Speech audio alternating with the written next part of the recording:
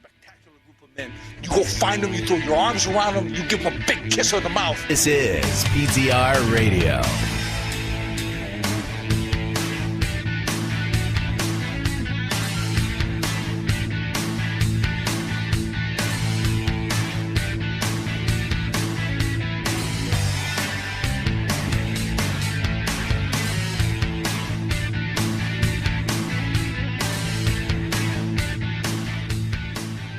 Hello, everybody, and welcome to another edition of PTR Radio here on the fabulous interweb.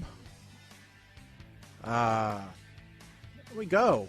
And I've already got the toy working for Mike. We're on it tonight. We are on it. The only thing we don't have working as normal is the phone. It gives me purpose to have the toy working. So all right. A lot of topics for tonight. As we almost had a totally different subject for tonight's show, but I named it. But for the hosts, I named it the Ketchup Crisis and Gaming Gossip. So okay, which relates to at least one topic in our white list. You know. Oh, and not the OnlyFans portion. OnlyFans? No, I don't think the OnlyFans. Did I have an OnlyFans? Oh, no. Oh, yes, you did. Yeah, I do have an OnlyFans. Well, this will be 2 weeks in a row. We've talked about 2 shows in a row. We talked about OnlyFans. If we get to that article. Oh, we will. Okay. We will. Because there's no a follow-up. But to. There's a follow-up on that, by the way. I don't know if you know the follow-up. I think I do know the follow-up. Okay. So, and I think the only way to describe the update is that's hot. So, yeah. Welcome. If you're new to the show, we talk about whatever comes to mind. We have a list of topics that we call the white sheet, but, we rarely get to everything on it. We just take a turn and we see where the road leads us. And then when we come to a 4-way stop, we go, hey, let's go this direction.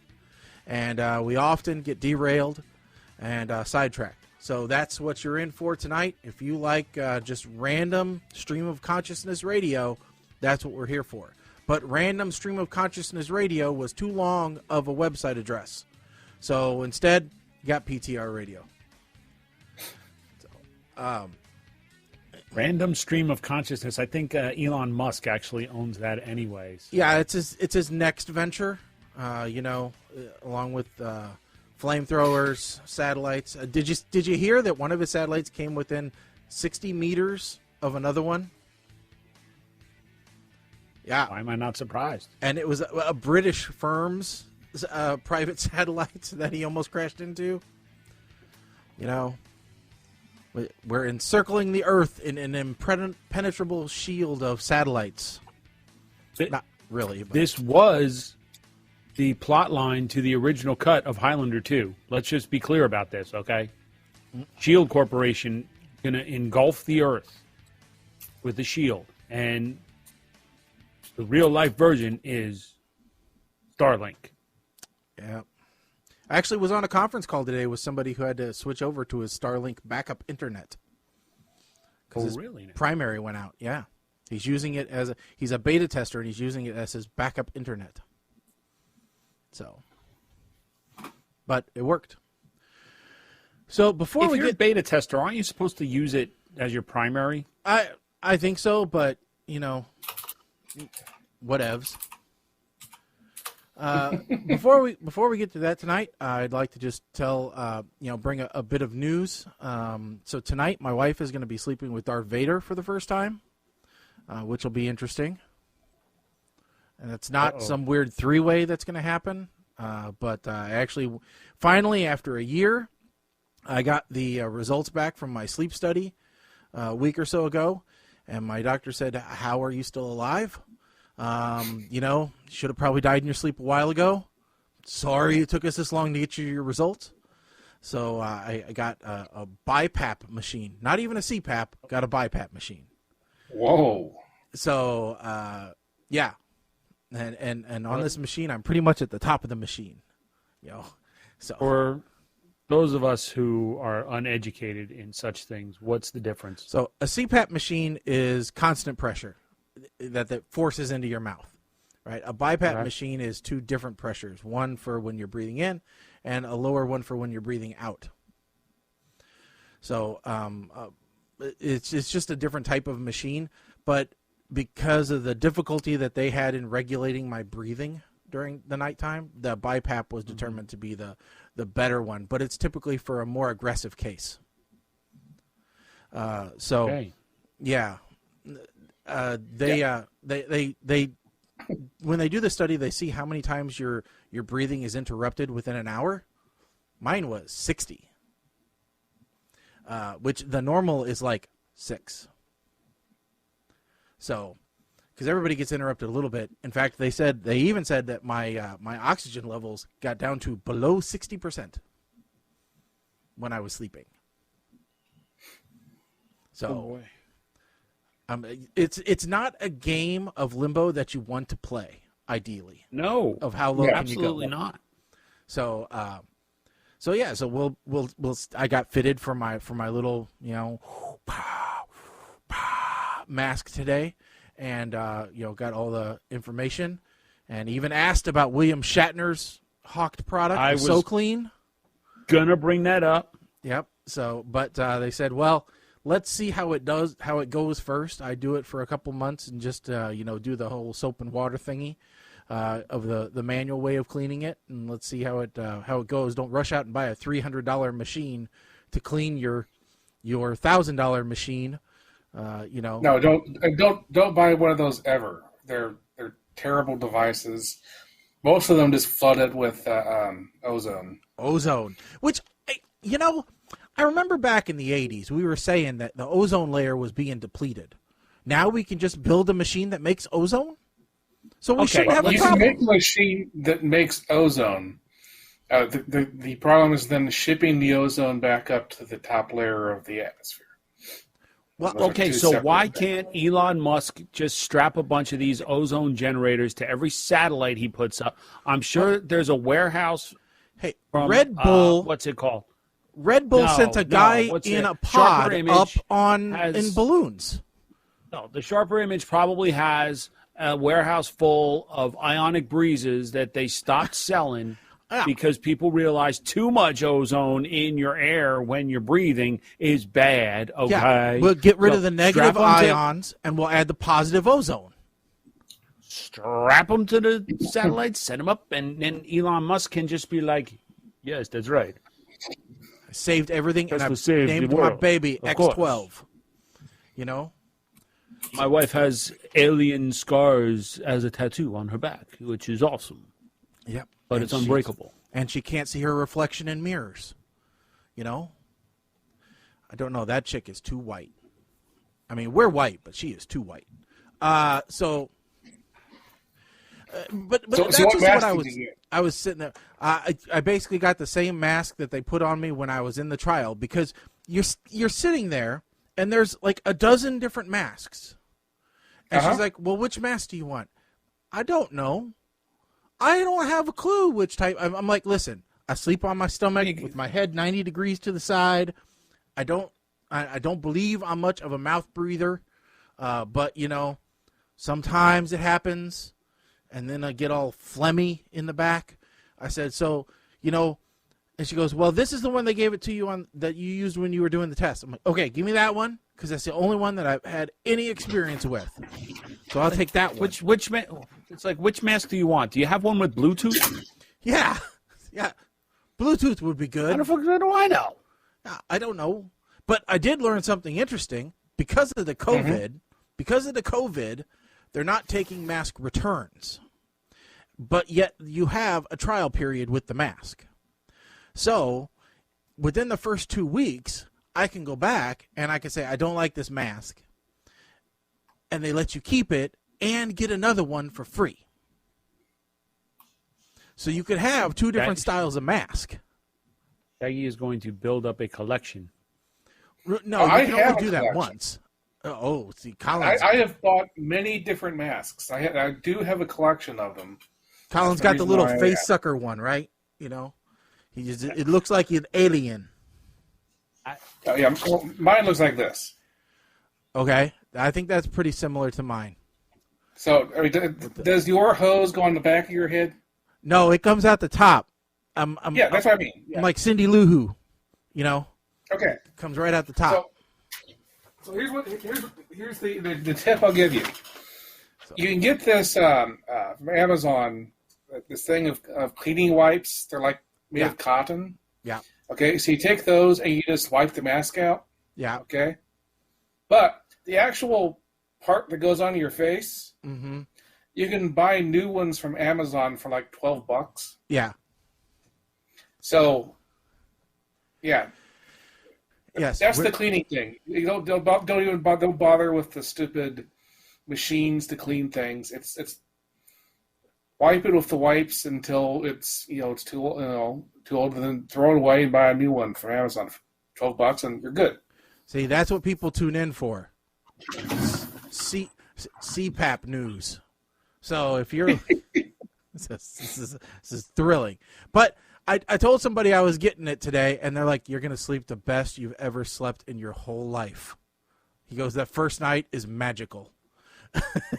And the lady, I don't know what the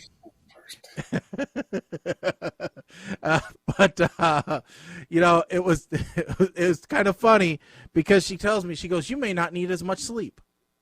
You may just have better sleep now. You may be able," she goes, "if you get 9 hours," which I was about ready to laugh at, 9 hours of sleep. She goes, "You may only need 7. I was still going to laugh at 7. Like 7. Wow, 7 hours of sleep. Who gets 7 hours of sleep? Although I will admit, since working from home, it does give me an extra half hour of sleep, which is really nice." This is where, like, Kim and I have this compare. Like, she'll ask, how'd you sleep? We go right to Fitbit. I get asked that every morning. How'd I sleep? And I said, I don't know. Did I hit you or did I yell during the night? Because if the answer to both those questions is no, then I did okay. Yeah, my average. And I don't mean that "did I hit you" question as in like beat my wife consciously. It's just sometimes you flail,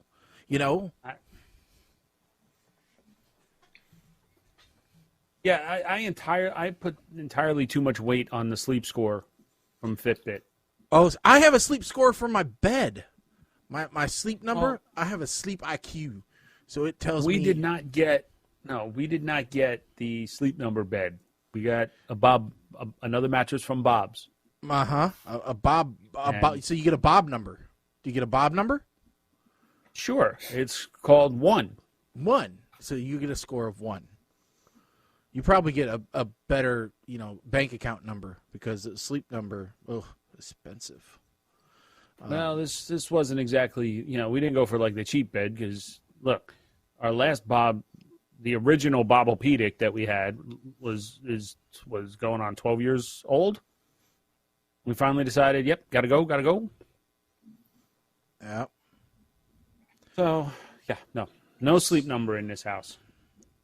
So my, let me see. I wanted to switch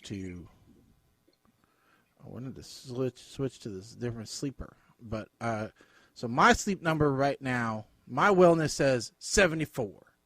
I'm a 74 out of 100, which is not bad. I'm trending up. I had a 68 in January. I had a 71 in February. So I'm doing better. Which tells you how useful that number is when you find out from the doctor. Your actual sleep number is, why are you not dead yet? Yeah, I know. Yeah, exactly. So, all right, let's. I gotta ask the question: are you going to the bar tonight? No, I'm not going to the bar tonight. You're not going to the bar. Okay, the problem I'm just is going to start drinking. The problem is I went to the bar last night. So okay. So the problem is I went to the bar and had like 4 hard ciders last night, which is the equivalent of drinking a 6-pack on a school night, mind you, or on a work night. So it was a bit much. But Mike, we should probably talk about the so that we don't forget it. We should probably talk about the OnlyFans thing so that we don't forget about it. We were not going to forget about this. Trust me. Okay. We were not going to forget about this. So we're talking about the LTT one, right? The what? The LTT one, right? The Linus one. LTT? No. Which one were we going to talk about then? We're going to talk about Catch Me Outside. How about that? Oh, okay. I was going to talk about LTT first. I didn't even watch that video because I can't stand Linus. Okay, well, but here's the interesting thing. So, the April Fool's Day happened, right? Okay, so Linus Tech Tips always does some type of weird April Fool's Day video. This year they did a hey, we're expanding our base. And we know you've wanted a sexier, edgier Linus Tech Tips. So now we are, going to expand, and we're going on OnlyFans. Great. So here, let me try and bring it up. And we won't show the video, but I'll play a little bit of the audio because I think it's hilarious. You want more. A lot more. And I'm going to give it to you after this message from our sponsor. The fact that you're still watching this right now tells me two very important things about you. One, you don't mind a little tease. And two, you're happy putting up with shameless money grabs. You are exactly the kind of person that I'd like to personally invite to witness a stiff new direction for our company. That's right, we're coming to OnlyFans. So they did this whole thing where they were doing OnlyFans. They've got they got like ASMR reviews. They've got shirt coverless PCs. They did all the little puns, right? And they actually did start an OnlyFans page.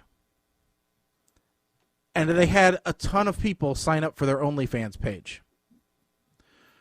So many, and they actually had people do tips to do specific requests.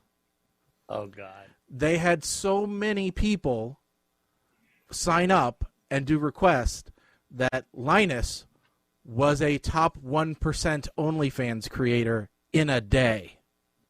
Oh, dear Lord. So now, that was the funny thing, is they were really just doing it as a joke, but yet they made like $30,000 in one day. $30,000 ain't nothing. It's nothing when you weren't planning on making a dime. You mean, So now, Mike, what you were getting to, what you were talking about is Catch Me Outside Girl. Okay, so Bad Baby, a.k.a. Danielle Brigioli, a.k.a. the Dr. Phil Bratt. Yes. So she, the day after her 18th birthday. Now, this should bring back memories of the Olsen twins and the website that had a countdown to when they turned 18. I was going to say, I was an unwilling participant in a bit way back in the day when I was this was around 2004 when I was just joining the NHB family. Mm-hmm. And the gag was that I couldn't wait for the Olsen twins to be legal. Right. Gag being the operative word. In retrospect, that's one of those things that you look back on and realize, yeah, this is going to prevent me from ever being elected to office. Mm-hmm. But it also points out a very big reason why I wound up leaving that network. Yeah. Anyway, this here, so she set up her OnlyFans account literally days after her 18th birthday. Oh, day basically, of, I think.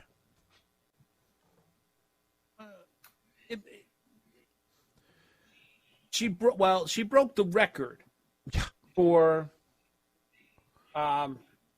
She racked up more than $1 million in 6 hours. Yeah. So which is First of just all, ridiculous. She $757,000 from subscriptions alone.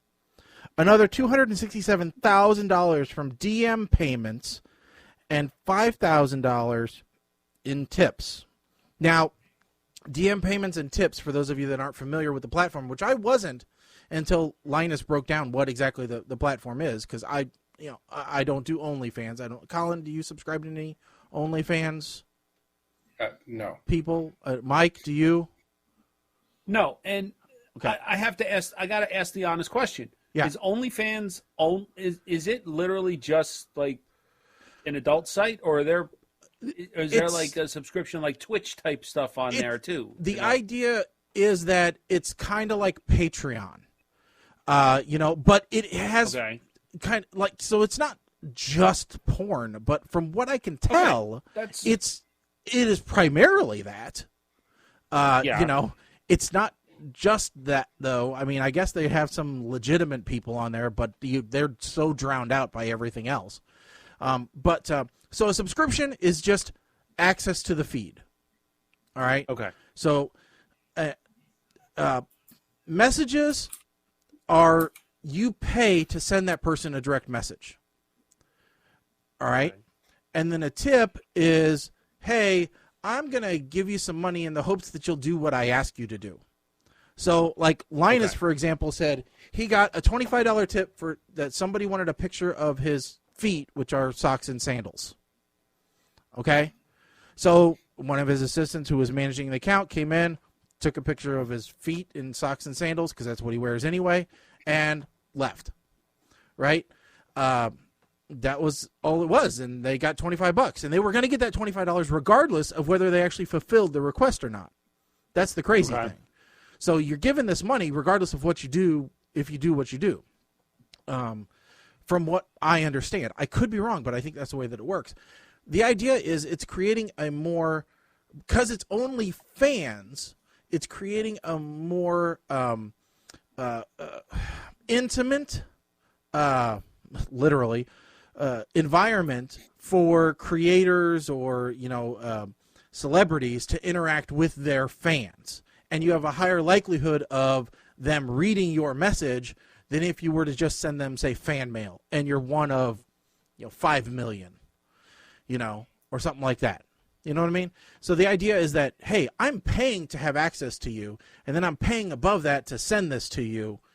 You'll probably send something back, because that's going to give you more, then I'll do more money. And then beyond that, you can, so, the creators then, they put out content to that stream that you have subscribed to, but then they'll put out special pay-per-view stuff too.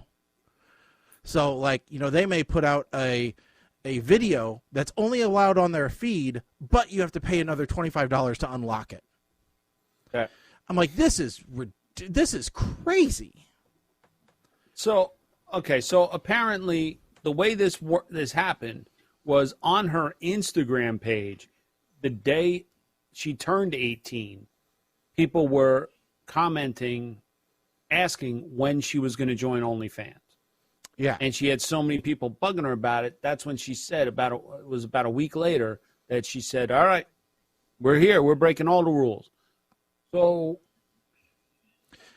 there were and you're people right. saying that they were waiting for this day, similar. And that's why I said I wanted to make it very clear about this whole Olsen twins thing from the NAB days. Yeah. That was... And Bergoli turned 18 on March 26th, just 1 week before launching her account. So you're right. It was about a week. Yeah. The previous holder of the record was former Disney star Bella Thorne, who earned more than $1 million in her first 24 hours. She was met with a swift backlash from sex workers who rely on OnlyFans as their main source of income. Thorne's success led to the site reduce the maximum limit creators could charge for exclusive content. Thorne has since apologized to the community, but remains on the platform alongside other celebrities like Cardi B, Jordan Woods, Tana Minogue, I guess. Tana Mongeau. Okay, and Bergoli. Her rush to get on the platform and the comments encouraging her to do so have been a major source of backlash. Saw your 6 million comments and now I'm answering your call. We break in all the rules, she wrote on an Instagram post, suggesting there were millions of comments from interested parties. So essentially what that says is there were millions of perverts who wanted to see her naked or mostly naked the moment that they could legally. Yep. Exactly. And this is where it really it gets to be disturbing at that point. But then you think about the flip side, and we've said this before, but Dr. Phil he's ready to just end himself over this. This is his creation gone rogue. Is what it is. Basically. He made this monster, and because without him, she would just be another trailer park, wannabe. Mm-hmm. She would have absolutely no platform, no outlet, but he took over Jerry Springer because Jerry was gone. One person says the amount of dudes that absolutely ran to see her the second she turned 18, ridiculous. People were dead ass saying that I've been waiting for this when she launched her OnlyFans, and if that doesn't scream Predator, I don't know what to tell you. I mean, it's got a creepy vibe to it for certain. I mean, I'd love to see the demographics of her subscribers. I absolutely would love to see the age breakdown. I mean, wouldn't you? I'm afraid. I'm literally afraid. I think it and would I'm be wondering, interesting. I would like to see a map. Oh, a heat map. A heat map of it, and compare that to Tornado Alley. Because I have a feeling a lot of these people are just. Yeah, can we get a cross section of trailer parks and subscribers, please? That would. Or have you heard? Or have you heard her music? No, I don't. This is music to kill yourself by. How the hell do you get still doing the 17 suicide top million 40? Subscribers for her? Well, okay, we can also blame music TMZ right about now this. is terrible. Okay. What'd you say, Colin? I said everybody's all the music right now is terrible. Oh, it is. Hey, Bella, it's just nobody can sing, but they still, they don't understand it. Yeah, I don't. Well, listen, not every recording artist can be Fish. Yeah. I mean, you can't. Lightning only strikes once. I love a 13-hour song. It's really my jam. Alice's Restaurant will never be topped. Okay. I mean, if only every band was a Grateful Dead cover band. Not even by these hoes, Heaux, hoes. So, I mean,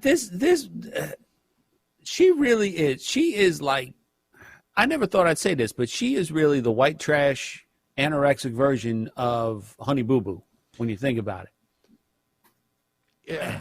Saying anything is a white trash version of Honey Boo Boo, that I never thought those words would come out of my mouth, but there they are. Well, and she's going to. She is burning very bright right now, and that cannot last very long. She is. I'm really surprised she lasted this long. One would say she steered herself to the right career path for longevity right now, don't you think? I don't know about longevity. Most porn actresses are done by about 25. No, most porn actresses are done by 25, and then they're working the lunchtime shift at the local go-go bars. Okay? Yeah, but they're not. But the career is still going. Well, it's going. It's just not going real well. Eventually, she could bartend. She could be like, a wild and out girl. She could be one of the Harley girls at Sturgis. So you're saying she has fluffer in her future? So I am not saying anything of that sort. I'm just saying there are more possible branches in the career path on that fork. At least she's choosing a career path that doesn't require education. So, help me God, if I hear that she's producing music, I'm gonna. That's it. End it now. At all your satellites, just come. End it. One after another, right into the house. Just make sure it's a good job, thorough job. All right, dear God, I will go out there with the lightning rod in the rainstorm. Just don't. You get one shot. Speaking of ending it, CBS has canceled MacGyver after 5 seasons. It doesn't really. It's been circling the drain. It doesn't really affect me. I watched season 1 just because I wanted to give it a chance, but I just couldn't get into it. Couldn't get into it. It wasn't quite the same. But Yeah. Ever since Jack left, and then they changed creators a couple of times, and just I don't know, too many shows trying to throw in plot lines that are continuing through multiple episodes. They're not very good plot lines. Yeah, It's just sometimes I just want a real procedural MacGyver spy kind of show, and I don't want to have to keep up with whatever stupid plot line they came up with. Yeah, I don't. It's like I was on CBS lately. It's like every single one of their characters is under suspicion of doing something wrong, and so they're all like suspended. Gibbs is now basically off the team for NCIS. SEAL team, that was just finished, but they had a court case there because the main guy there shot somebody, and they decided just every single one of the CBS shows like simultaneously was doing this to their even the other NCIS Los Angeles did that. Just like CBS, why is every one of your shows using the same plot at the moment? See, that's when I got tired of House, right? Like House was a good show. You were good enough with just a tortured doctor who was, a cranky ass doctor who was really good at figuring stuff out. I didn't need him to get pulled into jail or court or this or that or the other, or necessarily have a really bad, addiction problem. I didn't need that. So that's when I just lost it. Well, my issue with House was I got tired of everything having to be a aha moment. Yeah. It got very, very formulaic. Is that the Yep. word? Mm-hmm. Right? Yeah. I didn't mind it so much when he went to jail because it actually was a little refreshing.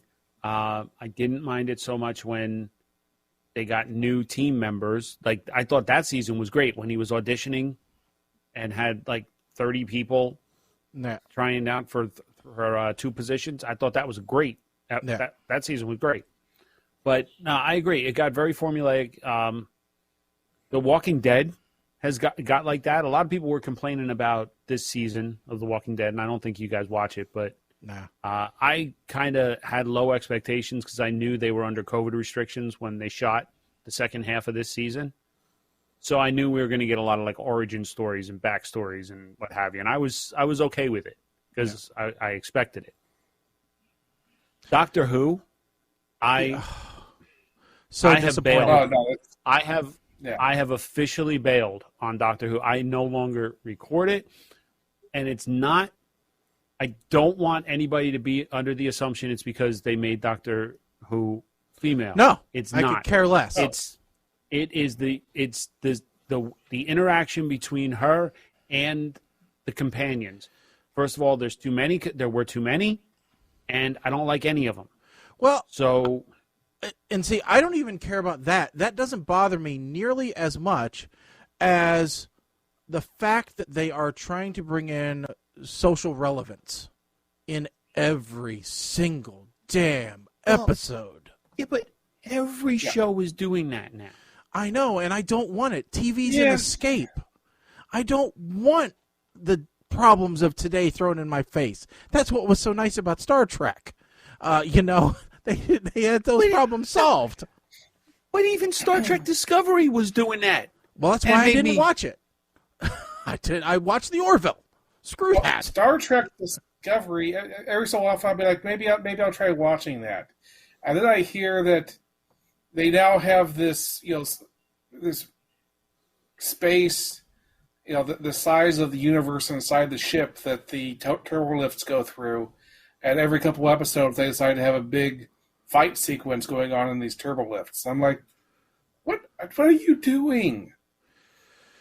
Why is this no longer Star Trek? This makes Star Wars look realistic at this point. Supposedly, from what I read,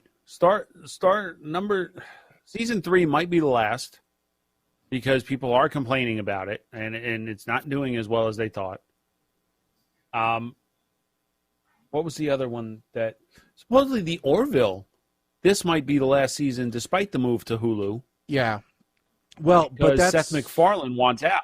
Yeah, that's why he wants out so that he can pursue other projects because he wants to go into dramatic roles instead of sticking to the funny.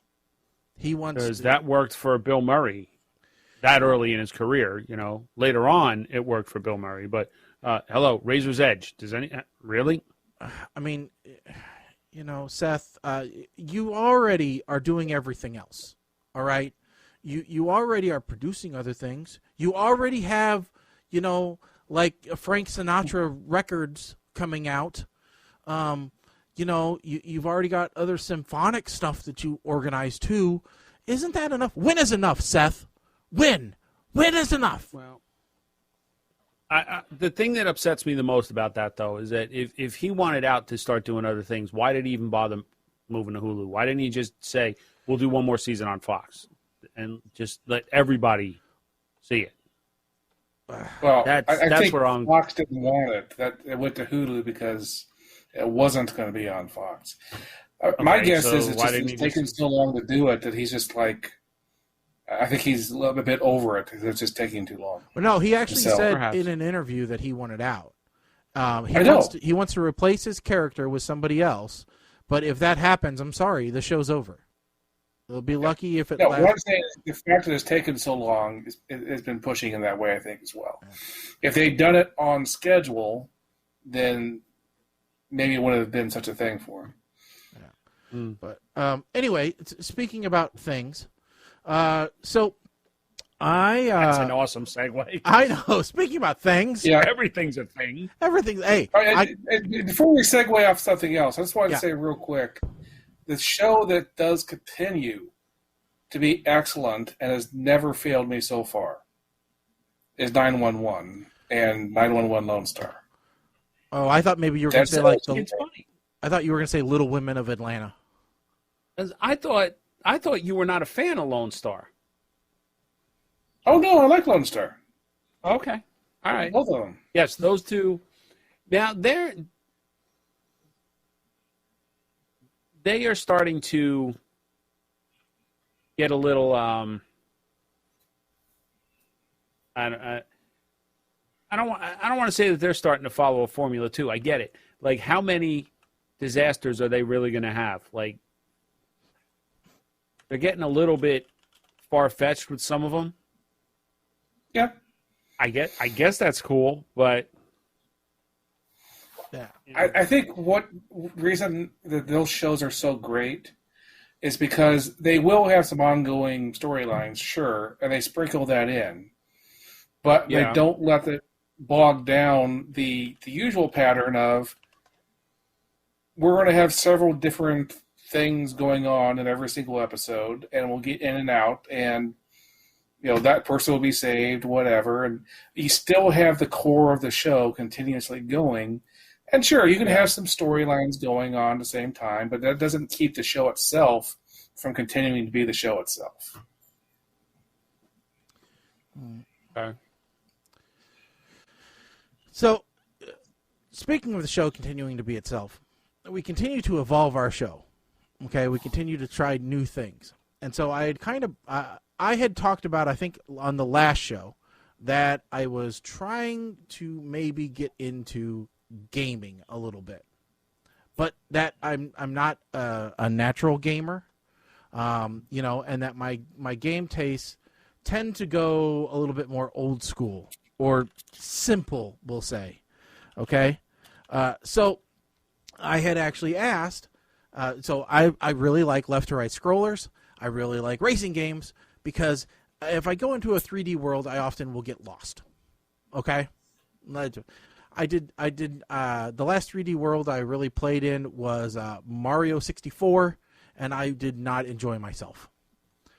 So, something I'm sure Colin loves like CS:GO and, all those other ones that are out there. But not my cup of tea, right? But I have been. I like story. So I have been, slowly amassing a few games here or there, and there happened to be one that I thought, well, what would it be cool? We already stream on Twitch, right? And that is actually a gaming platform, right? That most people that stream there actually do some type of game. And I thought, well, might it be neat if we all did find a game, all right, that we could do together, right? That we could cooperatively play. And we could stream that play, right? Because that's what the cool kids do, right? I mean, they're the Twitch streamers, right? Okay. Yeah. And I thought, one, it'd be cool because then I'd have someone to play against or play with or whatever, the thing is. And then it would also give our viewers the opportunity to see us do something else a little bit different than just our normal show. So then I kind of got to looking around on here, and I thought, ooh, racing games. Hey, there's NASCAR. Mike likes NASCAR. Maybe Mike would like a NASCAR game. So I suggested it, and Mike said, you fool! I just sold my stuff. I lost my shit because I had a steering wheel and pedals that I had used for ages when I used to play racing games on my computer, and I literally sold it like 2 months ago. So that is just sitting here. I was like, okay, gotta go. That being said, I did look on Amazon, and there are like a bunch of wheels that are, possibly better, reasonable. Not better, because I'm not spending $300-$400 on a wheel. Well, Look, I figured Kim would let you get a full racing simulator and put it out there right outside your door. I've seen your basement. Okay. There's room for it right next to that weight bench. There is room for it. Yeah. But it's not going to happen. One, because that means that I would want to be driving all the time. Two, that means I would start doing iRacing, which is like the official online racing league. Like NASCAR teams actually sign drivers to contracts to do iRacing for them. Yeah, you could take part in an eNASCAR Heat Pro League. That is not going to happen. I don't have the time for that I'm going to be like in the Silver Sneakers League eventually. That will be my league. Could we start a league that was like, the Silver Sneakers League? Like the middle-aged men league? Here's the other problem. You get a bunch of newbies in a lot of these things online that they just want to crash people. Yeah. So I would not want to do if it was something that we could control and it's just by our invite PTR only. league by invite only. I would be okay with doing that like once a month or something. Yep. Figure that out, but yeah. So I found. So what I found was so there's NASCAR Heat 5, which is the latest edition of the NASCAR one, which looks actually really cool as far as graphics wise, right? Which we'd have to put Colin on the thing to see if we can control, because Colin's more gamery than I am for sure. He could probably do the research and see what this means as far as us being able to control who can play. All right. So, well, my big thing with this also is does this allow for you to make your own skins for your cars? I believe it does.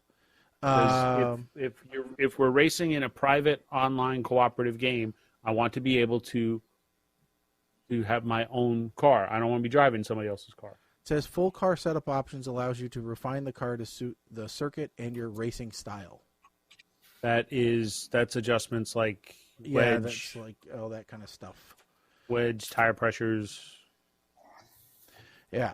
Then there's brake bias. then if we want to go older school, all right, and this was a game that just went on sale. It was on sale today. It's on sale still today, which I thought was really kind of It's an interesting game, so that's why I bought it, because I'm like, oh, this reminds me of something I would like. Let me see if I can pull up because right now it's only got the video showing. So this is a one called Guns, Gore, and Cannoli. So this is if you ever played one of the original, like Commander Keen's or the original Duke Nukem. So this is a left to right scroller essentially, but you can play together online. You can actually have up to 4 people playing this. So it's kind of like Double Dragon? Remember that old arcade game? So kind of the same way, except for you are mafia men stuck in a city overrun by zombies. Okay, that's interesting. That might be a little more up our speed, because then it's just like a PlayStation type controller you could use, or you could still just use your keyboard. I mean, and the benefit is, at least right now, Guns, Gore, and Cannoli, and the sequel is $3, which is one hell of a. I look at value, right? True. $3 for 2 games sounds okay to me, but you're gonna make me log in my Steam account to see what the. But I don't know. So what, Colin? What do you think of the Italian mafia zombie game? I don't know about that. That's not what I've seen before. I just thought it looked. I usually don't go to the Fanatical. I usually keep the Humble Bundle. Mm-hmm. Well, this was just on Ben's Bargains the other day, so that's why yes. I picked something up, and then it's like, oh, hey, we're going to tell you everything. So we're going to keep telling you every day.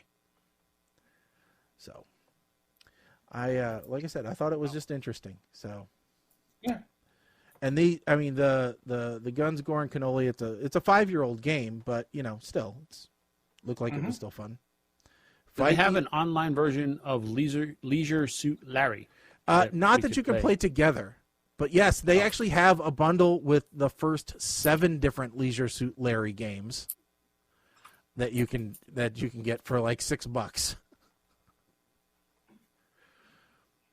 Yes, partner up to 4 friends and unravel the mystery together. Oh, it says a local co-op for up to 4 players. I wonder if you can. That's not good. That's not good because that's not over the web. All right, so we'll have to figure out. We'll figure out something. Yeah. I'm not opposed to it. I think honestly, I think a racing game might be a little ambitious. Is that a good way to put it? Yeah. Like maybe. And if we were going to do something, maybe, I don't know, like, what's the one? Rocket League? Is that the one? Rocket League's with the football, but and I have that one. I think that might be past our might be past our proficiency. Let's put it that way. Yeah. Okay, then that might not be the game. Something more like Mario Kart type thing. That's what we used to do a lot of. I was looking for a racing game like Mario Kart, that did co-op. And so, if we can find something like that. But I guess my question is to you guys, the listeners out there, would you like to see PTR Radio do a game night, where we, if we can have a private game where us three, and if you guys are interested in it, you can join in and you can race the hosts, or at least you can view us racing. Would people be interested in that? So since we are on Twitch and that is a gaming platform, I thought maybe it might be something interesting that we can do. So, but so that's what I've been doing with some of my time, is just looking for possibilities of ways to do different things with the show. I have been catching up on everything on Disney Plus because I did finally cave. Did I mention that last show that I finally caved? I don't think so. Yes. No, I think you said finally it's caved some. I said I was gonna at some point, and I saw that the price was gonna go up at the end of the end of March, I think. It was going up like $10 a year for the annual. So it wound up with if I paid annual, and I got $17 cash back through Rakuten, so it wound up being like $40 for the year. Yeah. I said, all right, how can I pass this up? I've been streaming way too much stuff. Oh God! So had 2 seasons of The Mandalorian under my belt. And it kind of got slow for a while. I wanted to punch Baby Yoda a couple of times, but then it finally, okay. WandaVision, finished that one. Was actually a little let down by it. Really? But I haven't watched that yet. But now I'm I really started interested watching in Captain America and the Winter Soldier, or Falcon and the Winter Soldier, whatever they call it. Started watching that, and that one just took an interesting turn. It was kind of pissing me off in the beginning too, but the end of the last episode, without spoiling it, took an interesting turn. It was like, ooh, yeah, they're going there. Okay, yep, interesting. Meanwhile, Colin's And I wearing had a Godzilla Mandalorian T-shirt. I had Yes, man. Godzilla vs. Kong. I had to watch that. Oh, I need And to I watch got that Mortal too. Kombat coming. Yep, Mortal God, this Kombat's is, coming. Way too much. Yep. And then I had these 2 stupid freaking horror movies. God. Can't wait to talk about these 2, because we got a lot to say about these 2. No, not really. I got a lot to say about one of them for sure. The other one, not so much, but one of them, a lot to say. So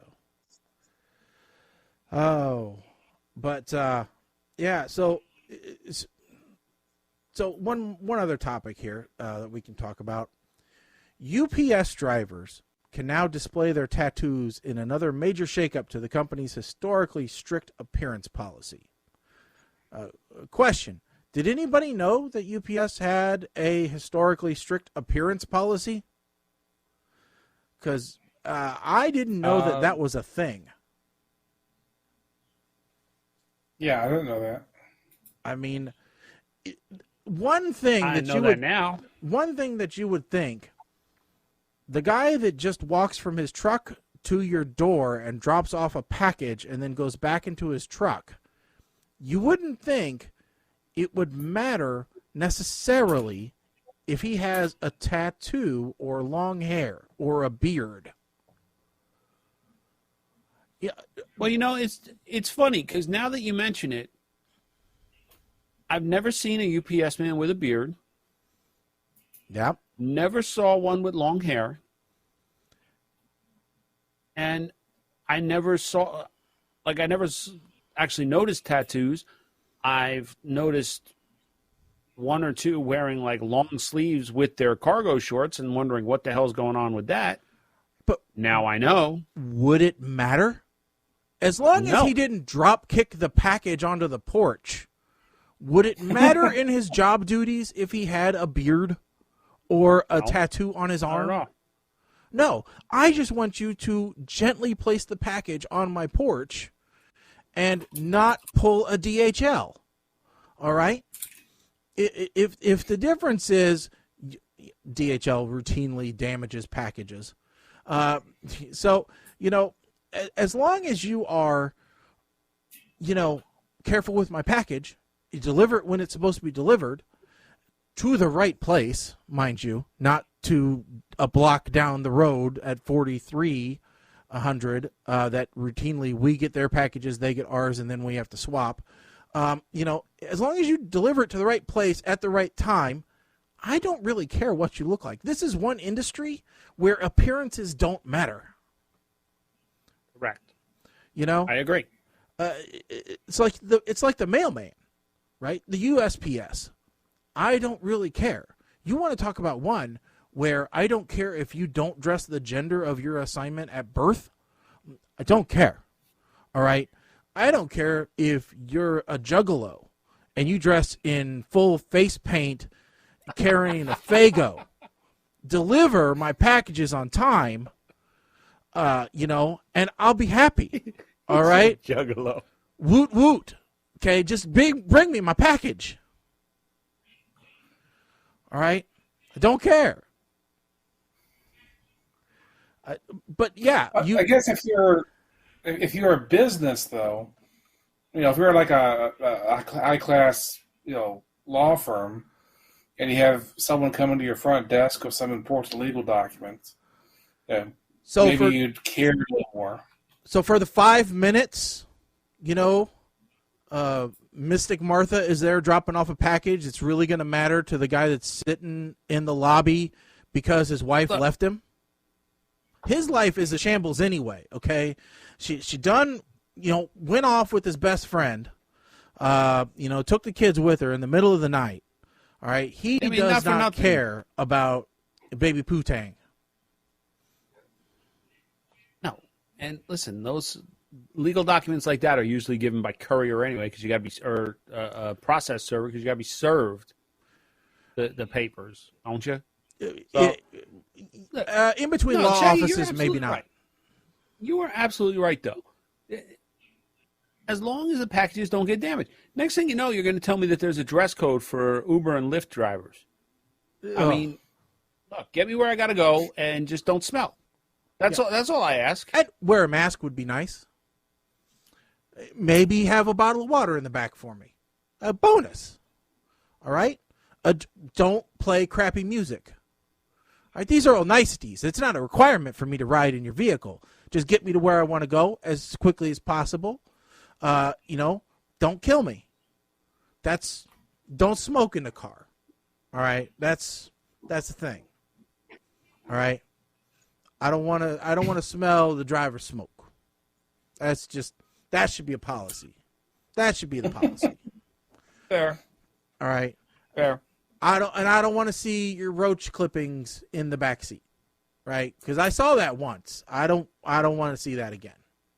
I don't want to see bits of bud in the back seat. Okay, wasn't sure which roach we were talking about because both are applicable here. In that car, I probably saw both. I just did. After I saw the first one, I wasn't looking for any more. So. They happen to be in Sound Clown Posse fans as well. So, whatever. Woot woot. Orange Fago for the win. But, yeah, UPS. You know way too much about ICP, man. So, UPS. Mike, they're not really there, man. You're tripping. All right. Oh, no, I'm hearing something. So UPS will allow workers to display their tattoos in a shake-up to its strict appearance policy. Tattoos can now be displayed as long as they're not offensive or on the head, face, neck, or hands. Which face I get, right? I don't want the big spiderweb face guy necessarily. I could see that in a business. You don't want that guy coming in. All right. Ironically, that was UPS. Quick, run outside and go woot woot. UPS announced last year that male employees can now have long hair and beards. Well, good. They say and beards. They didn't mention anything about mustaches. Were mustaches okay before? Probably. So you could have a porn stash, but you couldn't have a beard. Boy, I don't like that look. A mustache without a beard, I don't like that look. It hasn't been good in a long time. I don't think. So, yeah, they have 500,000 employees worldwide, has informed staff that they may now display body art and tattoos provided they don't contain offensive words or images. So, yeah, I mean, good for them. Good for them. You know, good to see. They didn't need a union to make that decision. UPS just did it. Yeah, but aren't they Teamsters? I don't think so. Is the UPS No. a union shop? I know the guys that load the trucks are. Yep, the International Brotherhood of Teamsters. It's the package division. UPS is the single largest employer in the Teamsters Union. There you go. There you go. Well, it sure in the heck ain't Amazon. So No, I can't believe Amazon, like, the one place actually said, nope, we don't want the union here. yeah, Really? it's crazy. Now, I have to admit, I am generally speaking not a fan of unions because I feel they have overstepped their bounds. I believe unions originally were to enforce or to advocate for safe and fair workplaces. That was their that is supposed to be their guiding principle. Yes. And I feel that now it is more of a collective bargaining agency. That Which still is a goes term used to above describe and beyond. union. That is still a widely used term to describe union is collective bargaining. Yes. In fact, our But- contracts are termed as collective bargaining agreements. I also feel that when you have a union that encompasses both truck drivers, package sorters, and cashiers, doesn't seem to make sense to me. Oh, it's much bigger than that. I work at the Department of Transportation, and most of their employees, including programmers, are Teamsters. Yeah, Okay. so in Collins Division, if you do wrong, they'll tie a laser printer around your feet and put you in the river. Well, but like here's my thing. Like the union,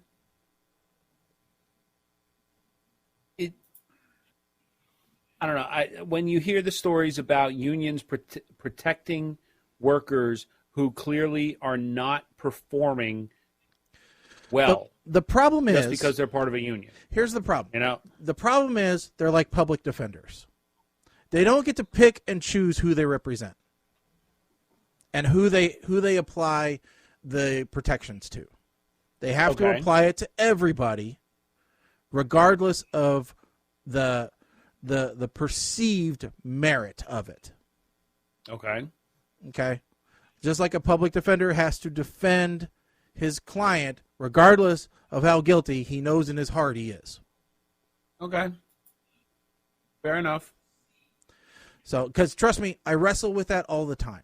I wrestle with it all the time going, man, it just doesn't make any sense because you know this person, you know, why are they fighting so hard for this person or that person when it doesn't seem like they deserve it? And the fact is, you can't pick and choose where it applies. It either has to apply or not apply.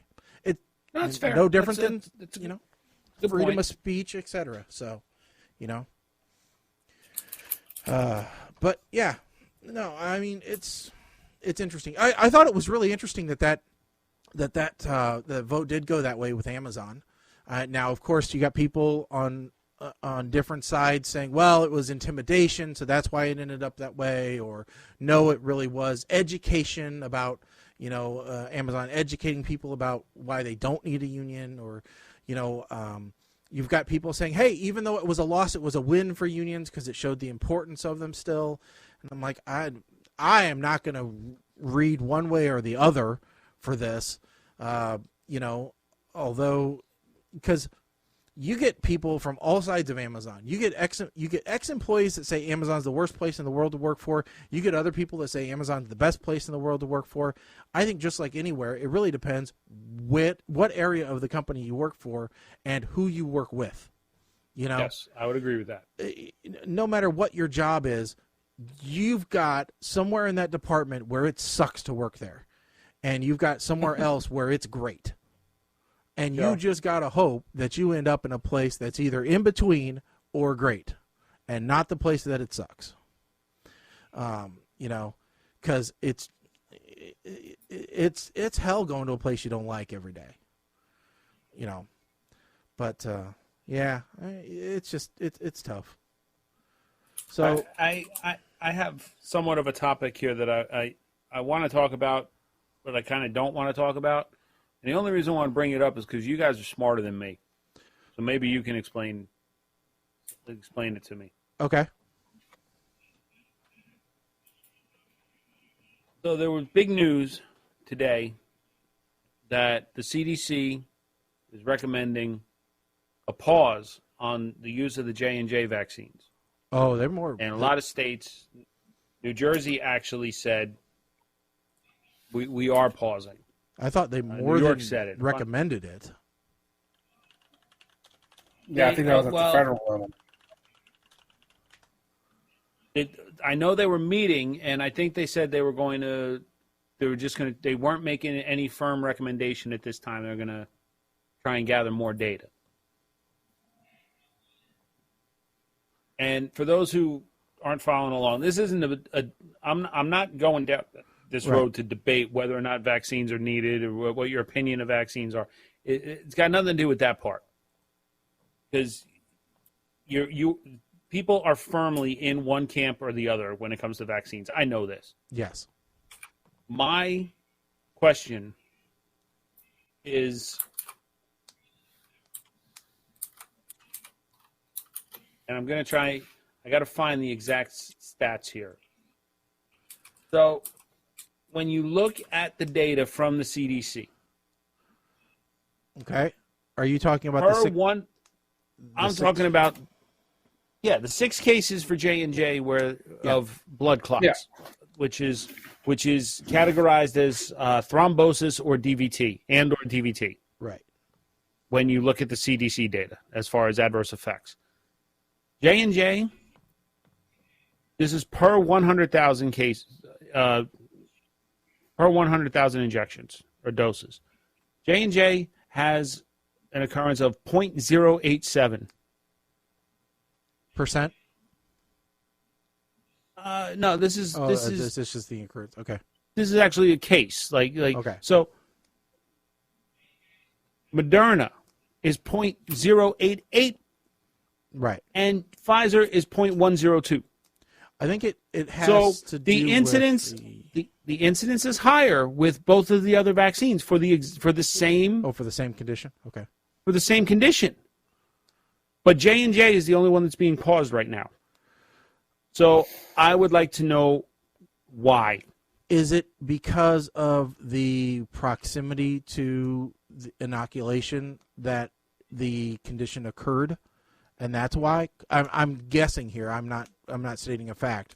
The only thing that I can say, just to give some concept or some context for people who may not know the details. So, federal health authorities recommended a pause Tuesday while they investigate a potential link between vaccine and very rare blood clots. 6 women between the ages of 18 and 48 developed clots after receiving the vaccine. 1 person died and another is in critical condition. According to the FDA, Dr. Fauci reiterated Wednesday that the move was out of an abundance of caution.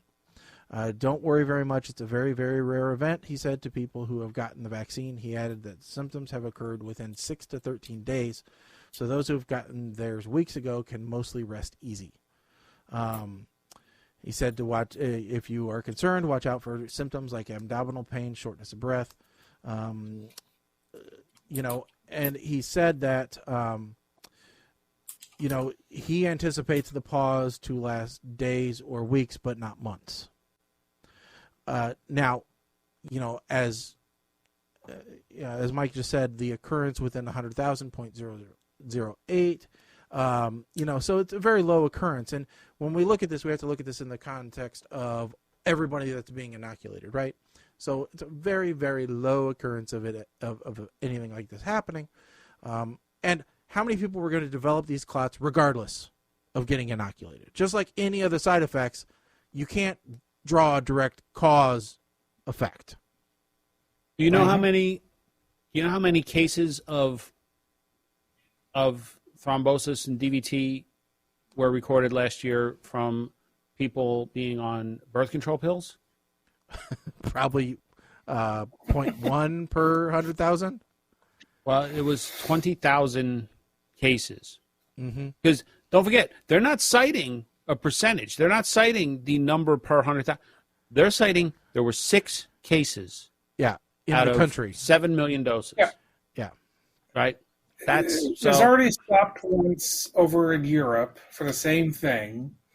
And they look at it and they're like, okay, well, the chances of having these blood clots without the vaccination and the chances of having it with the vaccination are approximately equal.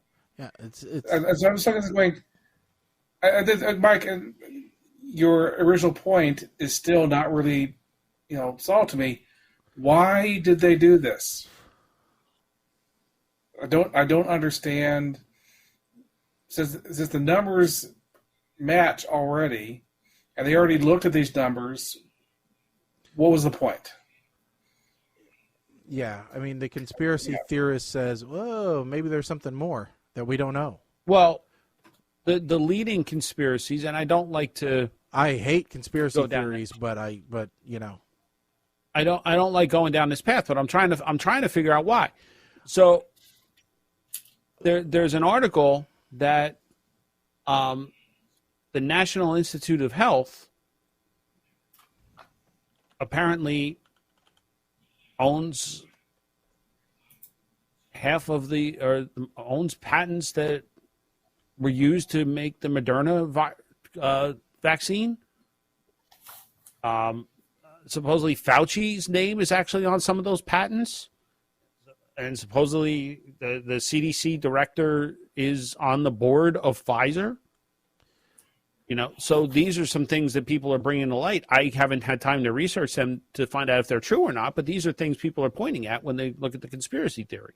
Well, I mean, I think we've probably actually got the real answer, which is that, these were improperly held and, too close to a magnetic a device which emitted magnetic radiation.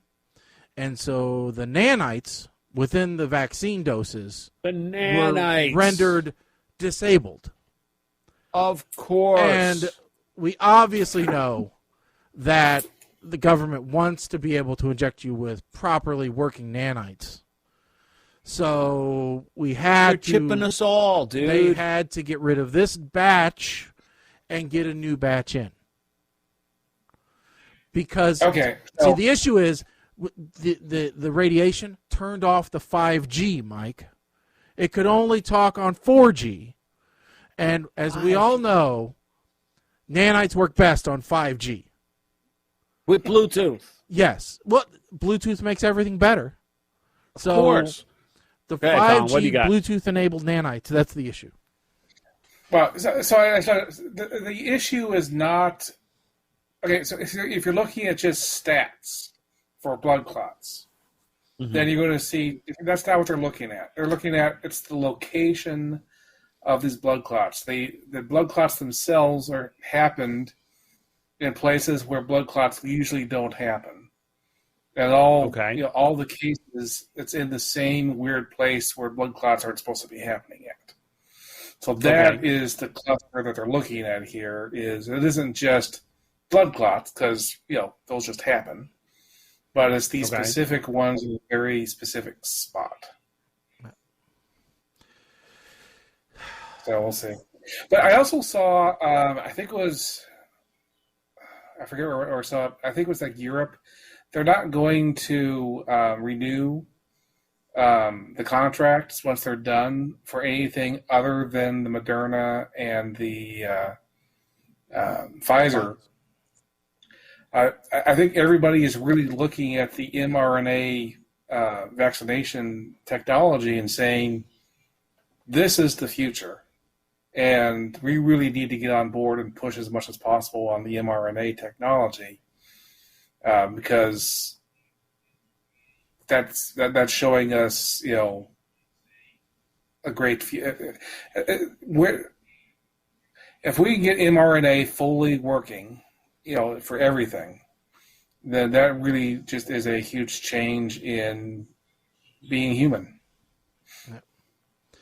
So you're saying it alters your DNA? Yeah, it changes humans. Yeah. Okay. The alien I'm DNA. just making sure. The alien DNA is what makes the RNA work. The fundamental thing is that the Johnson & Johnson one probably works fine, okay? But they can't use it as a booster because the body is already going to notice it and kill it immediately. And if there's any variants, you can't modify the Johnson & Johnson one and give it to you again and get the variant. It just doesn't work that way. See, because the lizard one over and over again. Because the lizard DNA here's in the Johnson & Johnson we already have. Well, I mean, here's the one thing that I did find out today when I was reading through some stuff. Technically, so the way the J&J vaccine works, which actually is the same as the AstraZeneca vaccine, they're both adenovirus vaccine. Yes. And basically, there's like two other steps. And then step 3 of how, like when you outline how those work, step 3 is the body creates an mRNA like process, or basically, yeah. What the way it was explained was Pfizer and Moderna basically skipped to step 3 of the J&J AstraZeneca process before Correct. It's injected. That's how. Okay. Now, and again, I got my first shot of Moderna last week. Due for my second one May 5th.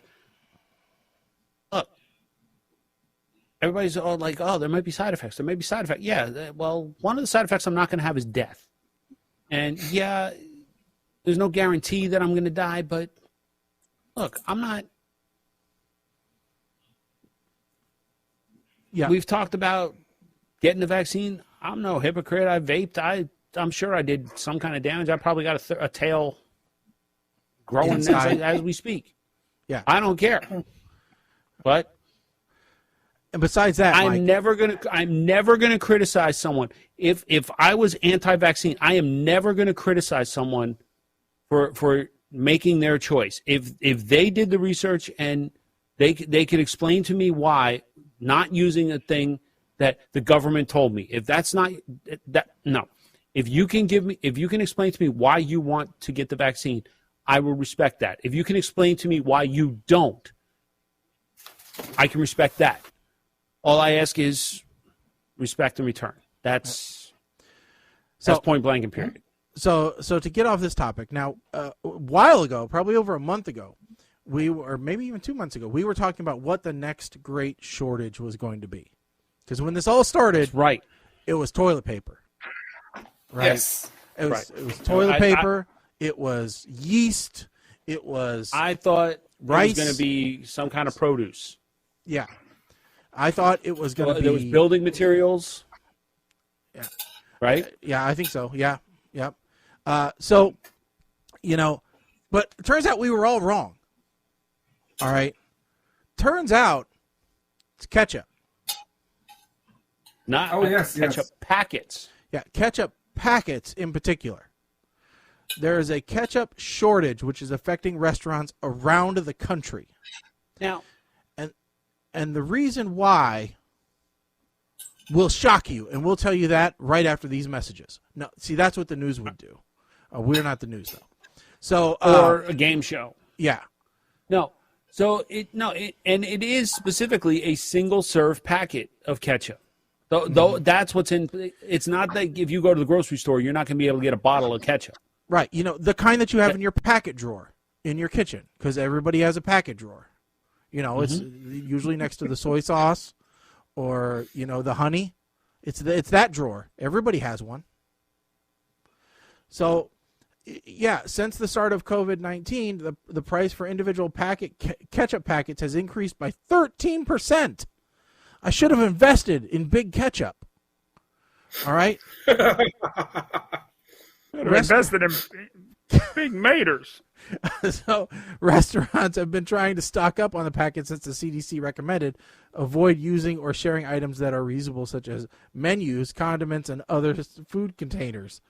That, combined with many eateries reverting to takeout only orders where packets would be included, has resulted in shortage at chains like Long John Silver's. Oh my God, somebody still eats there? And Texas Roadhouse. To combat the shortage, Heinz, which is America's most widely used ketchup brand, plans to increase single-serving production by 25% to over 12 billion packets a year. Oh, my God. In the meantime, restaurants have been left to scramble for other generic ketchup brands. The problem is the same factories put out, you know, Heinz ketchup put out those ketchups too. It's just knockoff ketchup. Well, you got Hunt's. Yep. And you got Del Monte. And then you got just Catsup, which is just watered down ketchup. The one thing that I've noticed is some of the restaurants actually, to combat this, they are, you know, the little plastic like the Tupperware Tabasco cups sauce? that you could get. Oh, no, okay. No, that you could get like yeah, like the tartar salad sauce dressing or containers and those, yeah. So they've been putting ketchup and whatever sauces into those. Yeah. And just giving them to people with their meals instead of having bottles of ketchup on the table.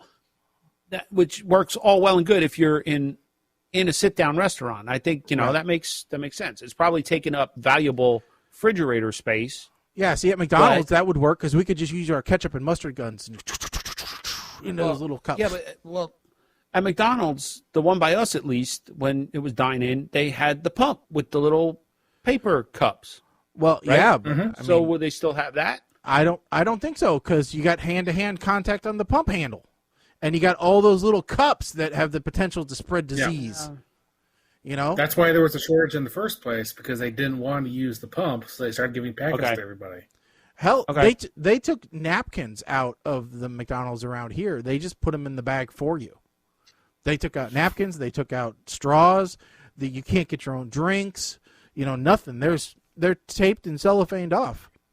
So all these restaurants that basically went to like self-serve drink stations are now screwed because they've got like one little drink station for the drive-through customers that's now having to serve all the drinks. Yeah. You know, I didn't even think about it. Like the Burger King by us, all the Burger Kings have those freestyle machines.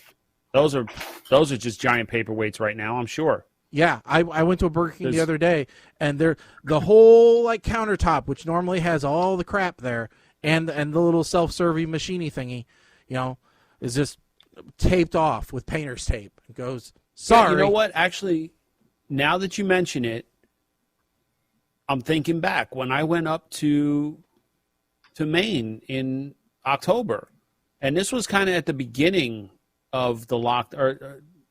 No, not the beginning, but we were like midway through the lockdowns. The rest areas up there, when you ordered, all the self-serve drink stations and all were roped off. Now that you mention it, I didn't even think about that. When I was getting my Darth Vader mask today, some lady had her mug. She was trying to get water out of a water fountain, and of course that doesn't work. It was all taped over. She called a guard over and said, "How am I supposed to get water?" He goes, "You can't. Sorry." Yeah, that's a little. And even at the rink during my hockey season, they had the water fountain shut off, so we had to fill up the bottles from the sink in the locker rooms. But the problem here is that the water fountains were chilled and filtered. Yeah, yeah. So but the the water problem coming is out of the sink. You get them people that suck on the top, Yeah. that don't know how to drink properly. Yeah. So yeah. And everybody touching the push bar or the button who don't bother to wash their nasty hands. Nasty. Nasty. You nasty. Speaking of nasty, California may have a new governor soon. I don't know that I'd call him nasty. Different. So Mike, you apparently talk about you this. don't watch the The Masked Singer, then, do you? No, I don't. Okay. Then you understand where the nastiness comes from.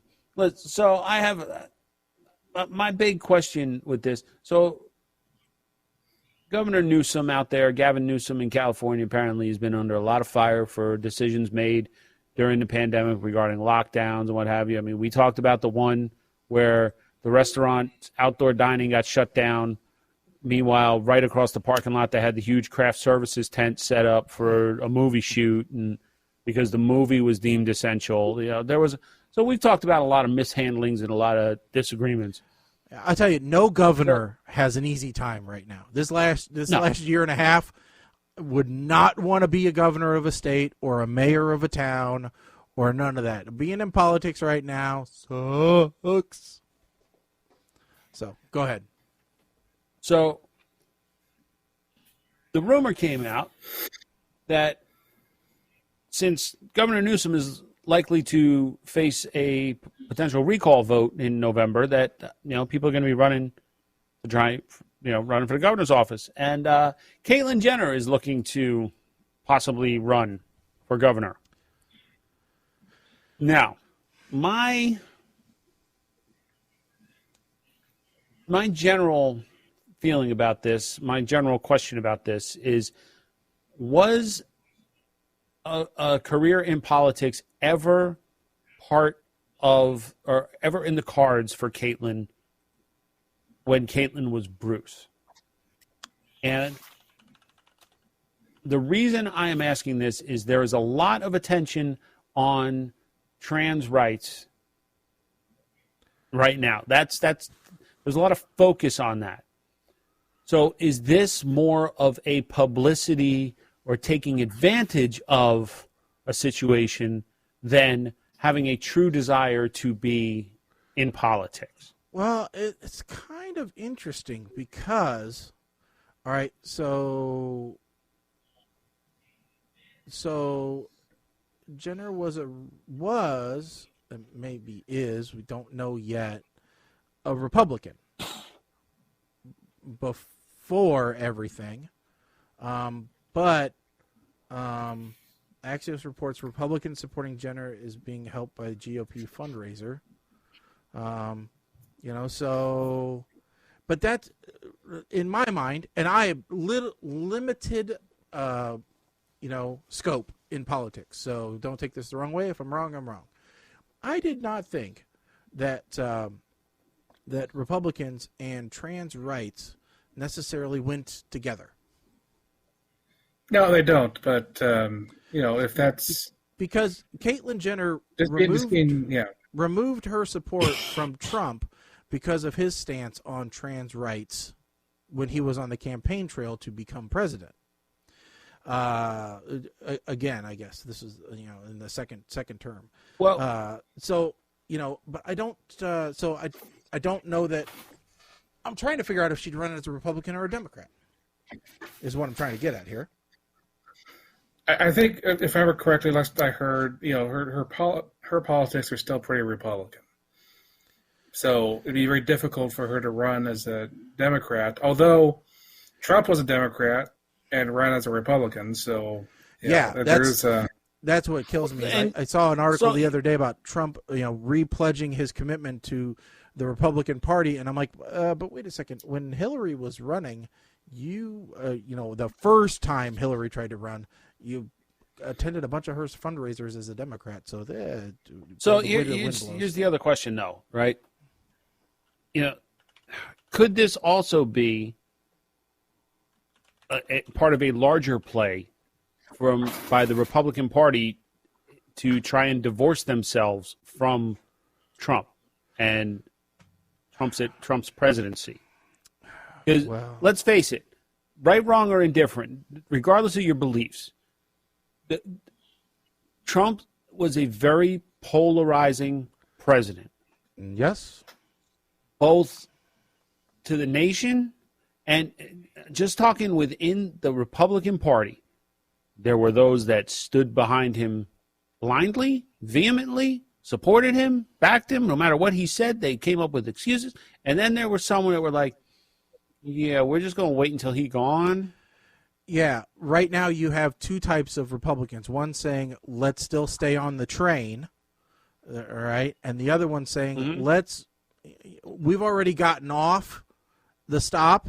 The train needs to go to the train yard, and we need to find the next train, to hitch our wagon to. And I just know enough.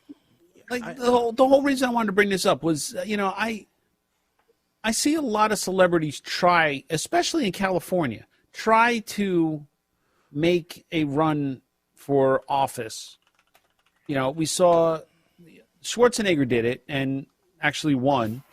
But then we saw, Mary Carey, former porn star, try to run for governor and actually got on the ballot. We've seen celebrities do this before. Well, here we go. A lot of times they do it just to try and bring attention to themselves, not really being serious about being in politics. I never heard Bruce or Caitlyn Jenner speak about wanting a career in politics ever.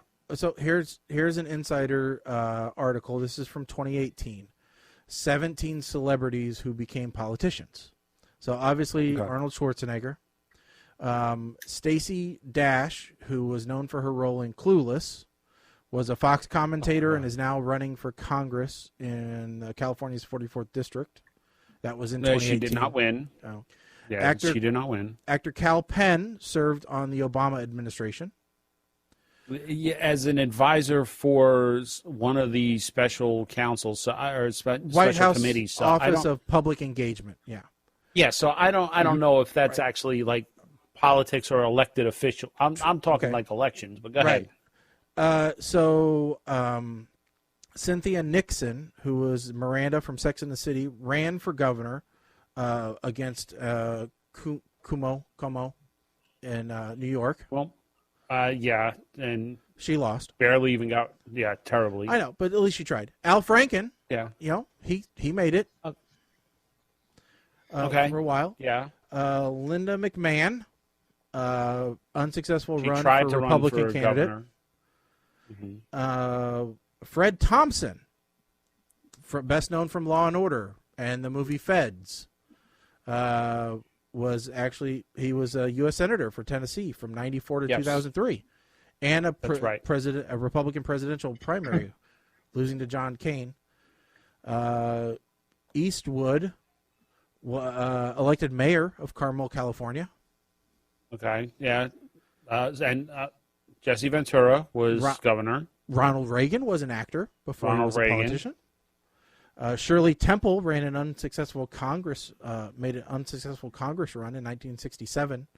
Was the ambassador to Ghana in 74 and then Czechoslovakia in 89.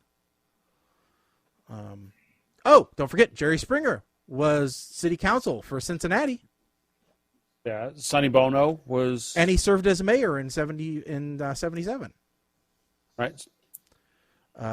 Jesse Ventura, yep. Manny Pacquiao is in the Philippines House of Representatives. Oh, in the Philippines, okay. Clay Aiken ran for Congress, didn't win. Haitian American hip-hop star Wyclef Jean tried to run in the presidential elections in Haiti before being disqualified. Sonny Bono, mayor of Palm Springs. So it's not unheard of, for sure. No, but most of them, you hear that they had political aspirations, or they started small. They started like, a mayor and then worked their way up or something. Yeah. You got to have some political experience. I mean, this, I feel, used to think that way. But like I said, never. Like Well, she they always evidently showed has been him a golfing. They always showed him, race cars. They showed everything but politics. Caitlyn, And maybe now this is an effect of transitioning to Caitlyn that, yes, I see a need and we need trans representation in government. Okay, fine. But I guess I don't know. Caitlyn's been an outspoken critic of Newsom's handling of the pandemic. So I guess she has You been, and everybody else. Well, I know, but I guess, I don't know. Who knows? Run for it. What the hell? You go for it. So we're just coming up on Run. the last That's what half she hour. does. I almost forgot. We need to discuss real quick Disney, right? Because I was at Disney this weekend. Yes, The Colin- one thing that we said we definitely want to talk about. Colin had a special guest appearance at Disneyland for their grand reopening. World. Disney Disneyland World. is still closed. Right, yeah. So, in fact, he had to go to get Cut the his, ribbon. He had to go to get his official invitation to be one of the first VIP attendees to Disney Planet. Yeah. When it opens up, So when Elon Musk gets anyway, go ahead. Yeah, Disney. I mean, the plane to and from, that was as scary as I thought it was going to be. Well, I'm fully vaccinated. That actually isn't scary, but yeah, people in the airports seem to not really be fully on board. Didn't mean for that to play. Yeah, it played out without any sound. Okay. I have no idea what the sound is on that. But Disney World itself felt extremely safe. Like the buses and the monorail, they have dividers up all over the place. Monorail. So that it feels like everybody has their own little cubicles on the buses and stuff. They ask how many people you have, and then they're all lettered. So like, how many do you have? Okay, you go sit in B. And you go sit in B, and you have like 2 seats, and you got plastic separators up. But when you're in line, and there's lines everywhere. There were lines to get into the stores. Like the main Disney store at Disney Springs, it's like an hour wait to get in the place. So we just didn't do that. Jeez. Well, I guess for social distancing purposes, yeah. I mean, yes. I guess. But when we were in line, so they have these things on the floor. They're like 6 feet across from each other, and you just like are going from one to the next one to the next one. But there's this video here that Shaggy's going to stick up. This is somewhat surreal sight of people walking back and forth. There's not even any ropes up or anything. They're just snaking back and forth on this pavement, going between these 6-foot markers. Wow. So this is just to get this to get through the park, or is this to get to This a is ride? to get on the Runaway Railroad ride, which is the nice the newest ride there. One of the nice things about everybody wearing a mask is you don't have to blur any faces. Yes, everybody's pre-blurred. So they don't have Fast Pass working, do they? No, Fast Pass is still going. So it's just you get in line. That is far, far, far out of the main line. That's why you're out to the middle of nowhere, going back and forth, zigzagging back and forth. That line for the ride, if I remember correctly, was 60 minutes at the time. Oh wow! Which 60 minutes. Yeah, for Disneyland, that wasn't too bad. But usually an hour wait, you'd be back into the main line. You would not be off in over. But it was kind of cool though, is because that line just kept moving. Since everybody was so far apart from each other, we didn't have to stand much. And that's always what kills you, is having to stand in place. So anyway, it was everybody, almost everybody at Disney World breathed through their nose, not through their chin, and that was very good. Anybody who was a chin breather, there's lots of Disney people standing around who would tell them that they should start breathing through their nose instead. I actually thought about doing like a qualitative little meme, like mask all the way over your nose, equals, and then just like me standing up, dressed regular, and then me with mask underneath my nose, me standing up with, saggy pants look with boxers showing, and then me with mask You around just want to chin. show people your boxers. Me I know. mask around chin with then, shorts around ankles. Because really, it's the same thing. So. Yeah. So, anyway, Disney felt very safe. I will say they're doing an extremely good job. There we go. Disney is a safe space, so that's good. Getting to Disney, going through the airports, that's a little risky. That's sketchy, right? But once you're actually there, you're golden. So just get your own private plane next time. Now, on the flight, was it completely booked, or did they have? So on the way there, there was an empty spot between my dad and myself. On the way back, we were completely full. Okay, so And it was the most There painful is no- flight I've ever had in my life because going through the airport with my backpack, my neck issue, the nerve really got triggered and was really, really painful. Yeah. And then I got smashed into the up against the side of because I was on the window seat, and I was in so much pain. To the point that the flight attendant actually noticed halfway through the flight and came over asked if I was okay. And when I said, she went, "Oh," so she went and she made me a ice pack. Oh, and brought it that to was me, nice. and I put it on, and that was so much better. But yeah, it was. Yeah, no, we're fully packed in. that was one of the complaints about one of the guys on my hockey team actually had to fly down to Florida. His parents passed, or his mom wasn't doing well. She passed away. So he said, it's so stupid that they take all these precautions. The flight's completely full. So you're social distancing everywhere. Then you're in the tube. Got to wear your masks, but they're still serving snacks and drinks. So everyone's taking their masks off to drink. You're supposed to drop your mask, put a couple peanuts in your mouth, put your mask back up while you chew and swallow. I mean, he said it's the most ridiculous thing that you'd ever think of. And honestly, I don't know when I'm going to feel comfortable flying again.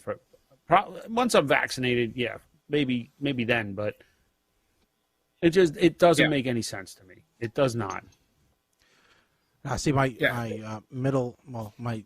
youngest stepson asked if we would have the one of the grandkids' birthday parties over at the house in a few weeks, like 3 or 4 weeks, and we're like, okay, why? What's wrong with your house? And he goes, well, I want to have a bouncy house. My yard's not big enough for it. And we're like, how many people are you inviting? Yeah, He goes, really. I don't know, 20, 30. I'm like, oh, Jesus. I'm like, this. I'm like, your mother's just gonna go nuts. That's what it is. I'm like, she's just gonna go crazy. So I talked to her, and she goes, well, at least we'll be fully vaccinated by then, so I won't feel but the kids won't be. as bad. Yeah, I know, but it's one of those things where it's like, okay, listen, we can do the most that we can do, to do what we do, and it'll be, at least it will be outside, but bunch of little kids running around. Hey, Sorry, Apple Juice. We were going to try, but I think we did. I think the thing said we were. We didn't know. We had to extend Colin's stay because, like I said, he had to get his VIP pass to Disney Planet. Yeah, which is being built as part of Elon Musk's Space Colony Phase 1. Just playing in 2 years when he gets invited to Disney Universe. You know.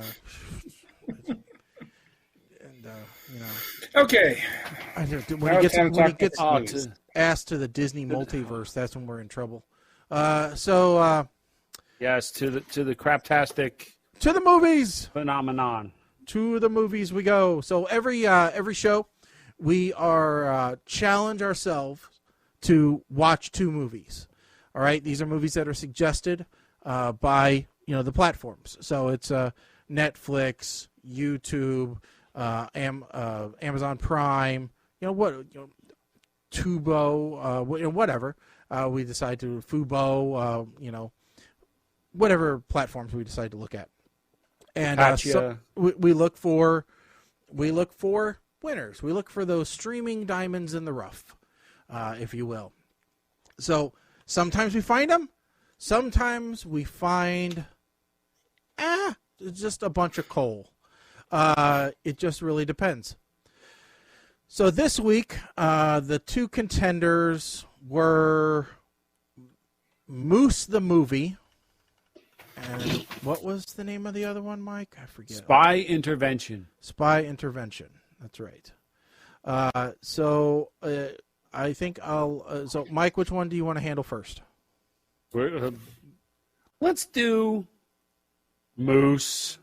Moose the Movie. All right. And Colin, do you want to go first? Sure. Okay. And we will. What the hell happened? Okay. And we'll go to Colin first. Okay. Moose the movie. Pretty much standard plot.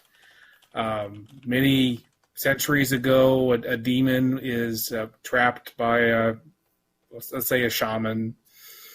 And in modern times, stupid people destroy the thing that kept the demon from coming back. And the demon comes back and starts killing people. And things happen, and in the end, they have to try to do something to get rid of the demon. In this case, it's a bipedal moose. Thus, Moose the movie. It kind of runs as a... this was made in Alaska, by Alaskans, for Alaskans.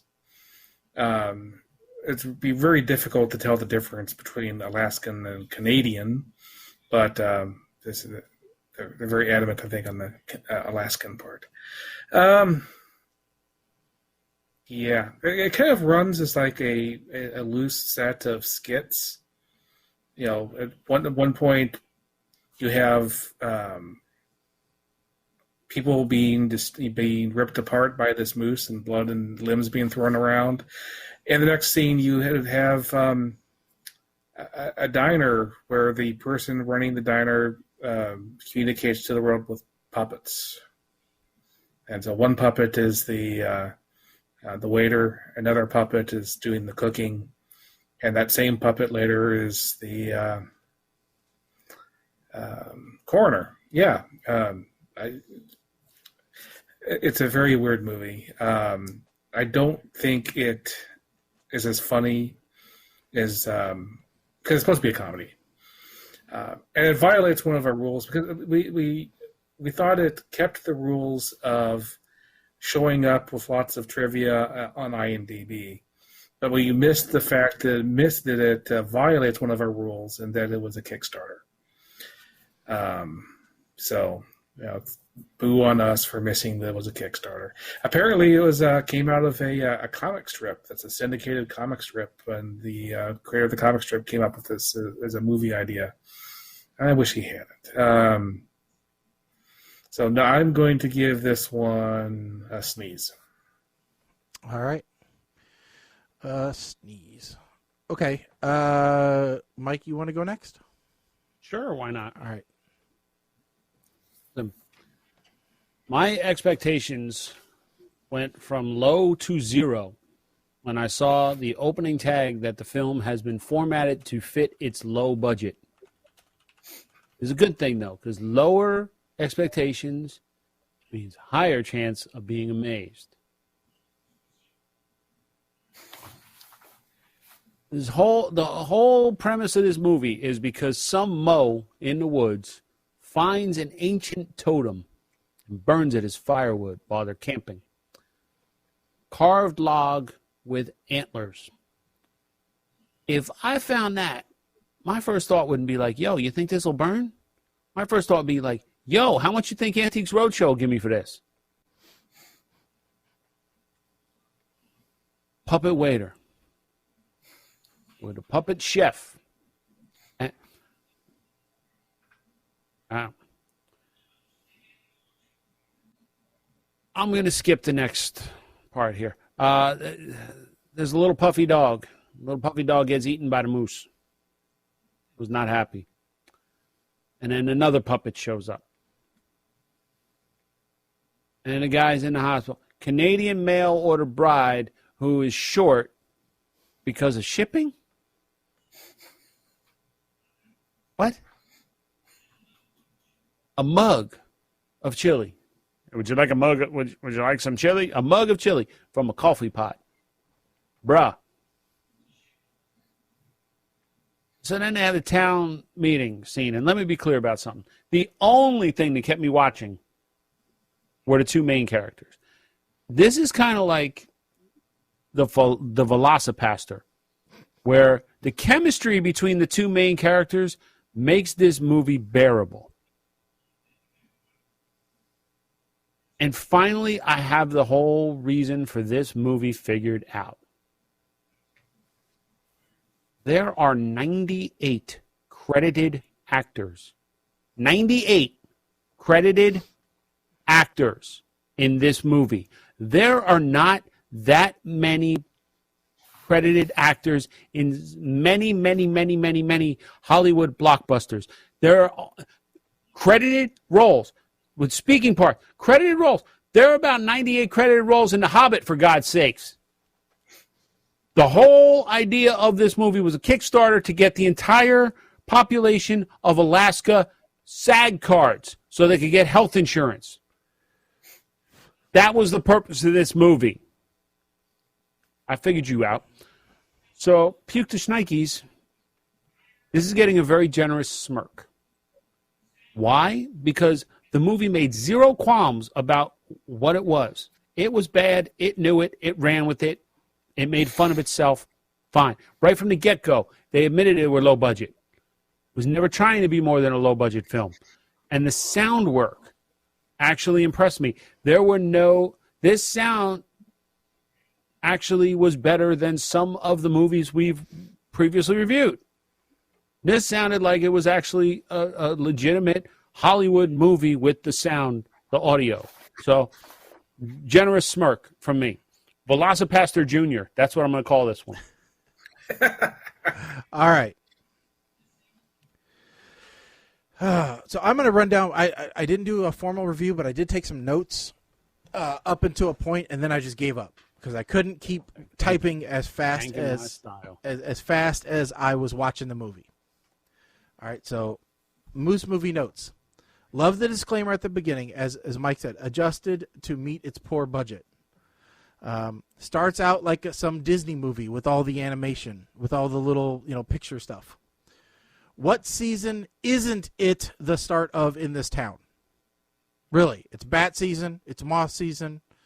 What other seasons? Smartest town choice of mayor I've ever seen. Chicken. Perfect. Love it. Every town should do that. If that specific thing is code 42, what the heck is code 41? What comes before that?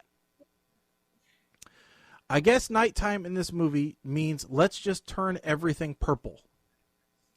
The thing that pissed me off about this movie the most was the amount of purple.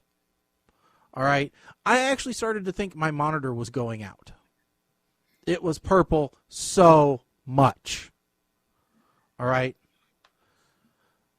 I've never wanted a moose man to kill hippies more in my life than this tie-dye guitar player bonfire scene. And that is not something I say often or enough. But I really wanted the moose man to come in sooner. Such caring and compassionate ambulance people. Did you guys watch when they were getting the guy in the gurney and they did the 1, 2, 3 throw into the back of the truck? That was beauteous. All right. I can agree. Pain meds do work better with alcohol. Fact. And the last one, until I stopped, Canadian mail-order bride that doesn't speak English. Love it. Great. Now, non-notes. There were 4 people that paid $2,500 apiece to have their name listed as an associate producer. That was the highest reward that they got. They had other listings. For example, we could have paid $5,500 and been listed both on the starting and ending credits as an actual producer. We could have paid $10,000 and we would have gotten everything from the previous ones,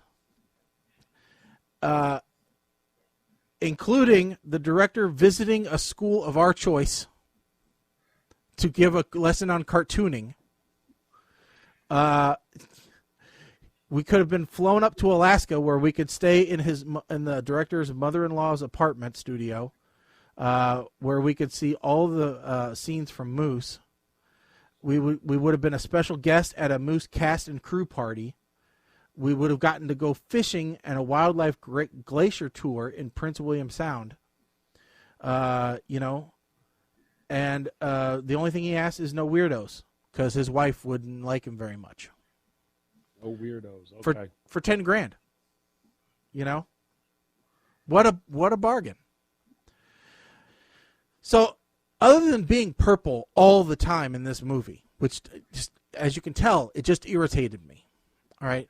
The movie, like Mike said, set its expectations, met its expectations, and had some funny parts. I was just waiting for when the 2 main characters got busy. And they never did. They gave us warnings about drug use, about profanity, about all this other stuff. We never got a warning about nudity, semi-nudity, or sexual content. And I guess they delivered on that too. We didn't get any of it. It would have gotten a higher mark had it done that. So I'm going to have to give it the same as Mike, and I'm going to have to give this a smirk. All right. Colin, are you up for spy intervention? Sure. All right. Go for it. Spy intervention. So there are certain types of dramatic productions that I like. Okay, so for example, I like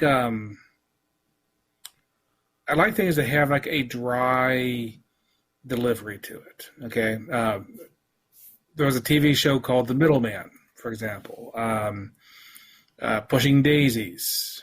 Some of those quirky, weird shows where dialogue comes a little more, flat, and I like that kind of thing. And this started with that kind of delivery, so I was actually getting a little bit, I thought, oh, this might be good,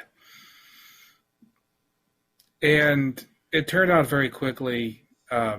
Maybe they were trying to go for that, but they were very unsuccessful.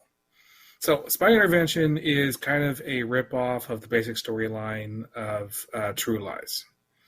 So you have a guy who is a secret agent and runs into a woman in the mall and gives up so in this case, he actually gives up being a spy, but his buddies back in the spy business can tell that he needs an intervention. He's not happy with his new life, and so they get him back into doing a spy thing again.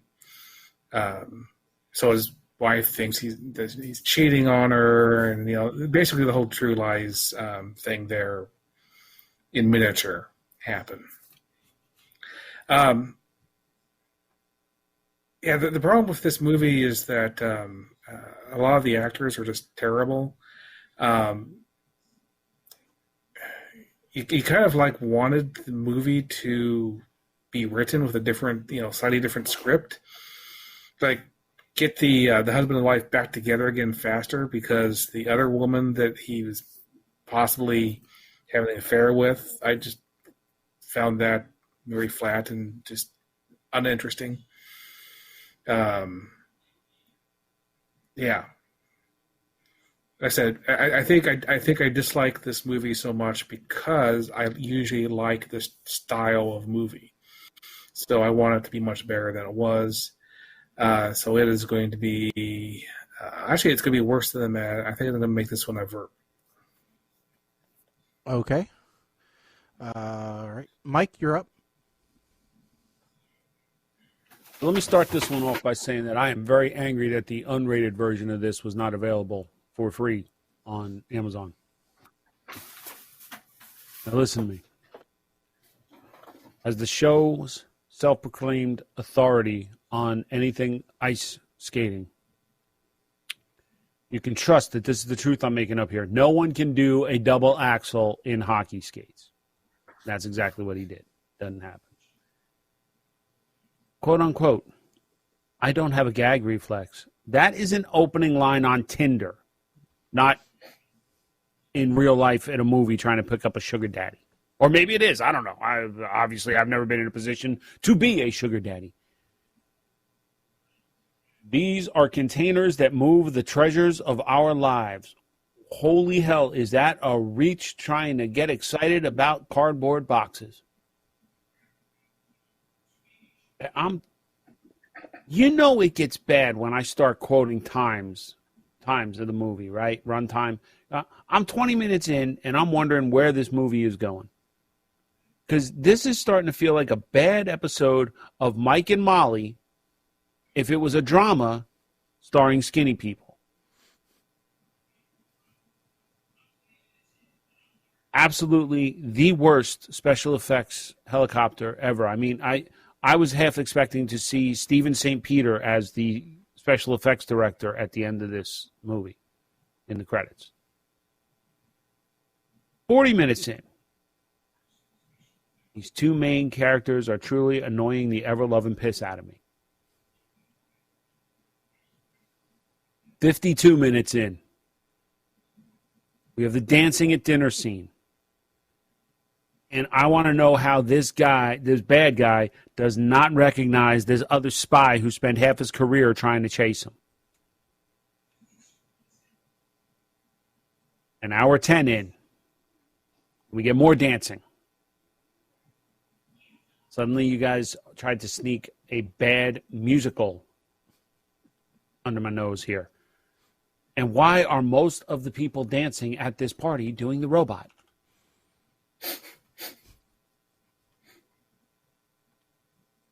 Okay, look, Putis Nike, this gets a verb. Okay? The story sucks. The actors are terrible. They have no chemistry. And the special effects are worse than Moose.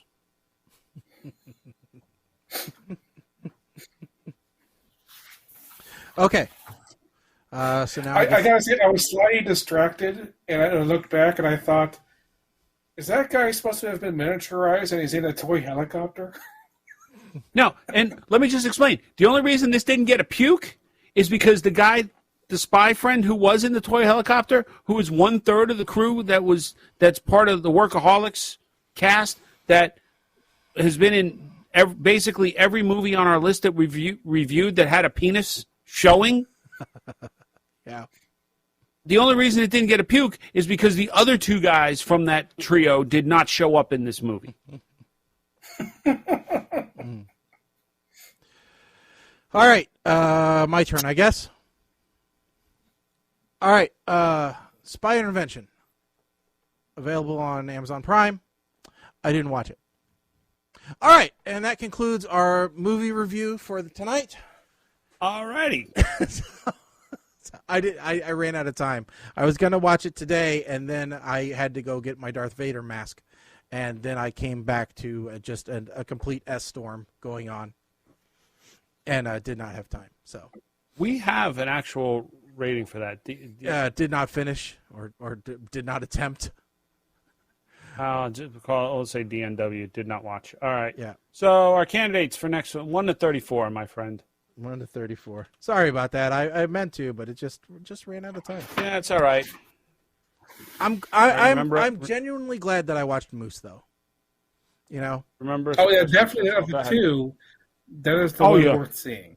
Yeah. Yes.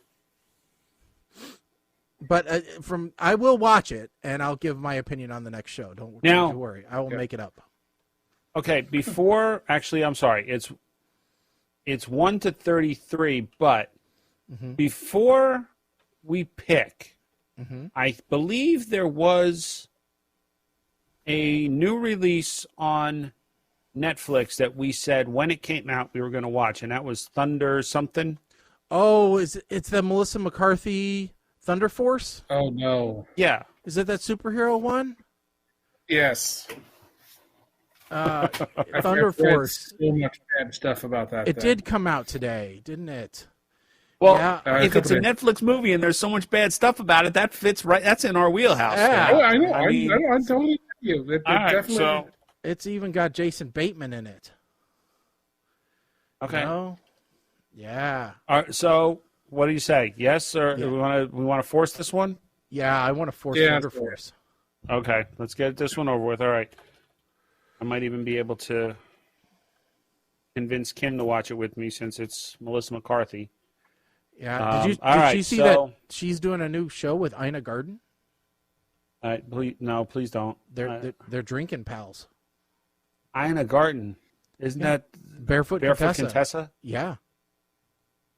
Oh, God. Okay. Yeah, Jeffrey. Jeffrey's not showing up, though, so it's okay.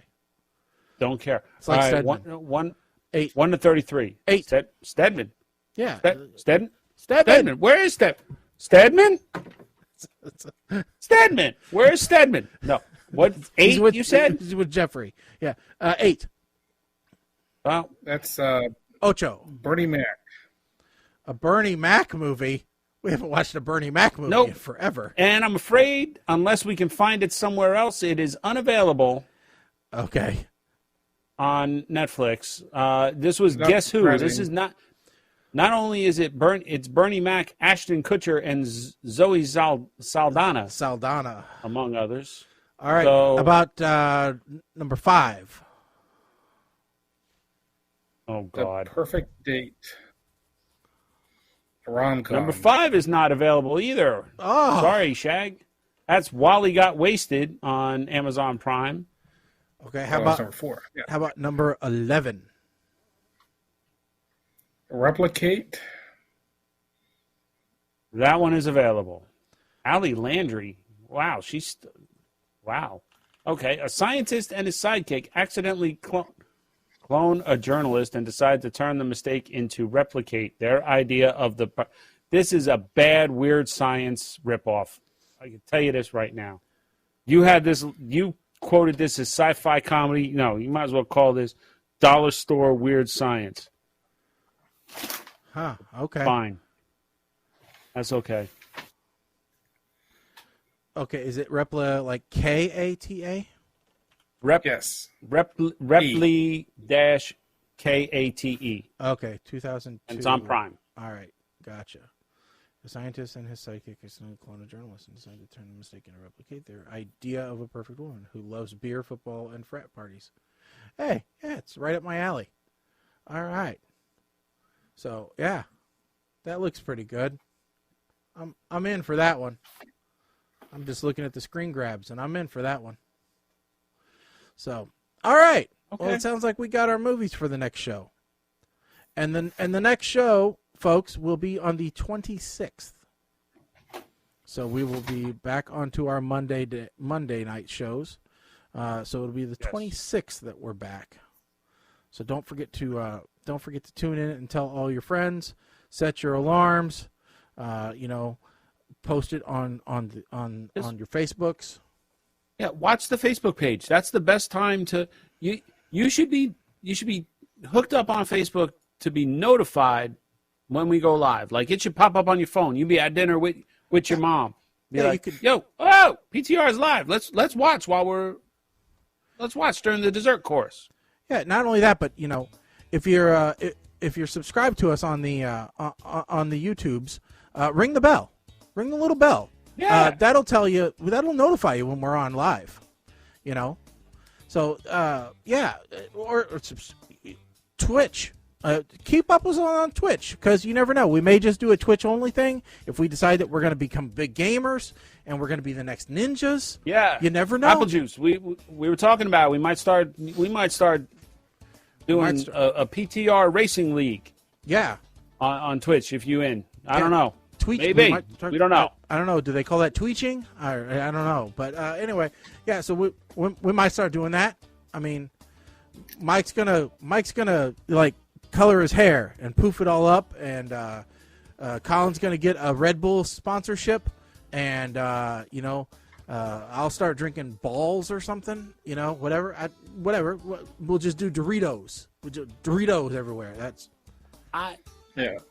I gotta get a sponsorship. Spokesperson for the new decaf Red Bull. Decaf Red Bull. It's a new thing. We're bringing back Jolt. Jolt Zero. It's zero caffeine, zero sugar. All the bad Coke taste. Yes. I didn't even think about that from Think Geek. Yes. Okay. It didn't make. Now it makes sense. Yes. So. Yeah. But no, don't forget. Do please, ring the bell on YouTube, subscribe on everywhere else, Facebook, Twitter, Instagram, all that fun stuff, and play along at home. That's all we ask that you do. So, with that said, like I said, in 2 weeks, back on the 26th, I believe I said. Yeah, 26th, we'll be back at our regular time, regular day. But until then, everybody just be good. Just do what you're supposed to. Just be good. All right. So with that said, I'm Shaggy. I'm Colin. I am Mike the Ape Man. Stick a fork in us, folks. We are done. Later.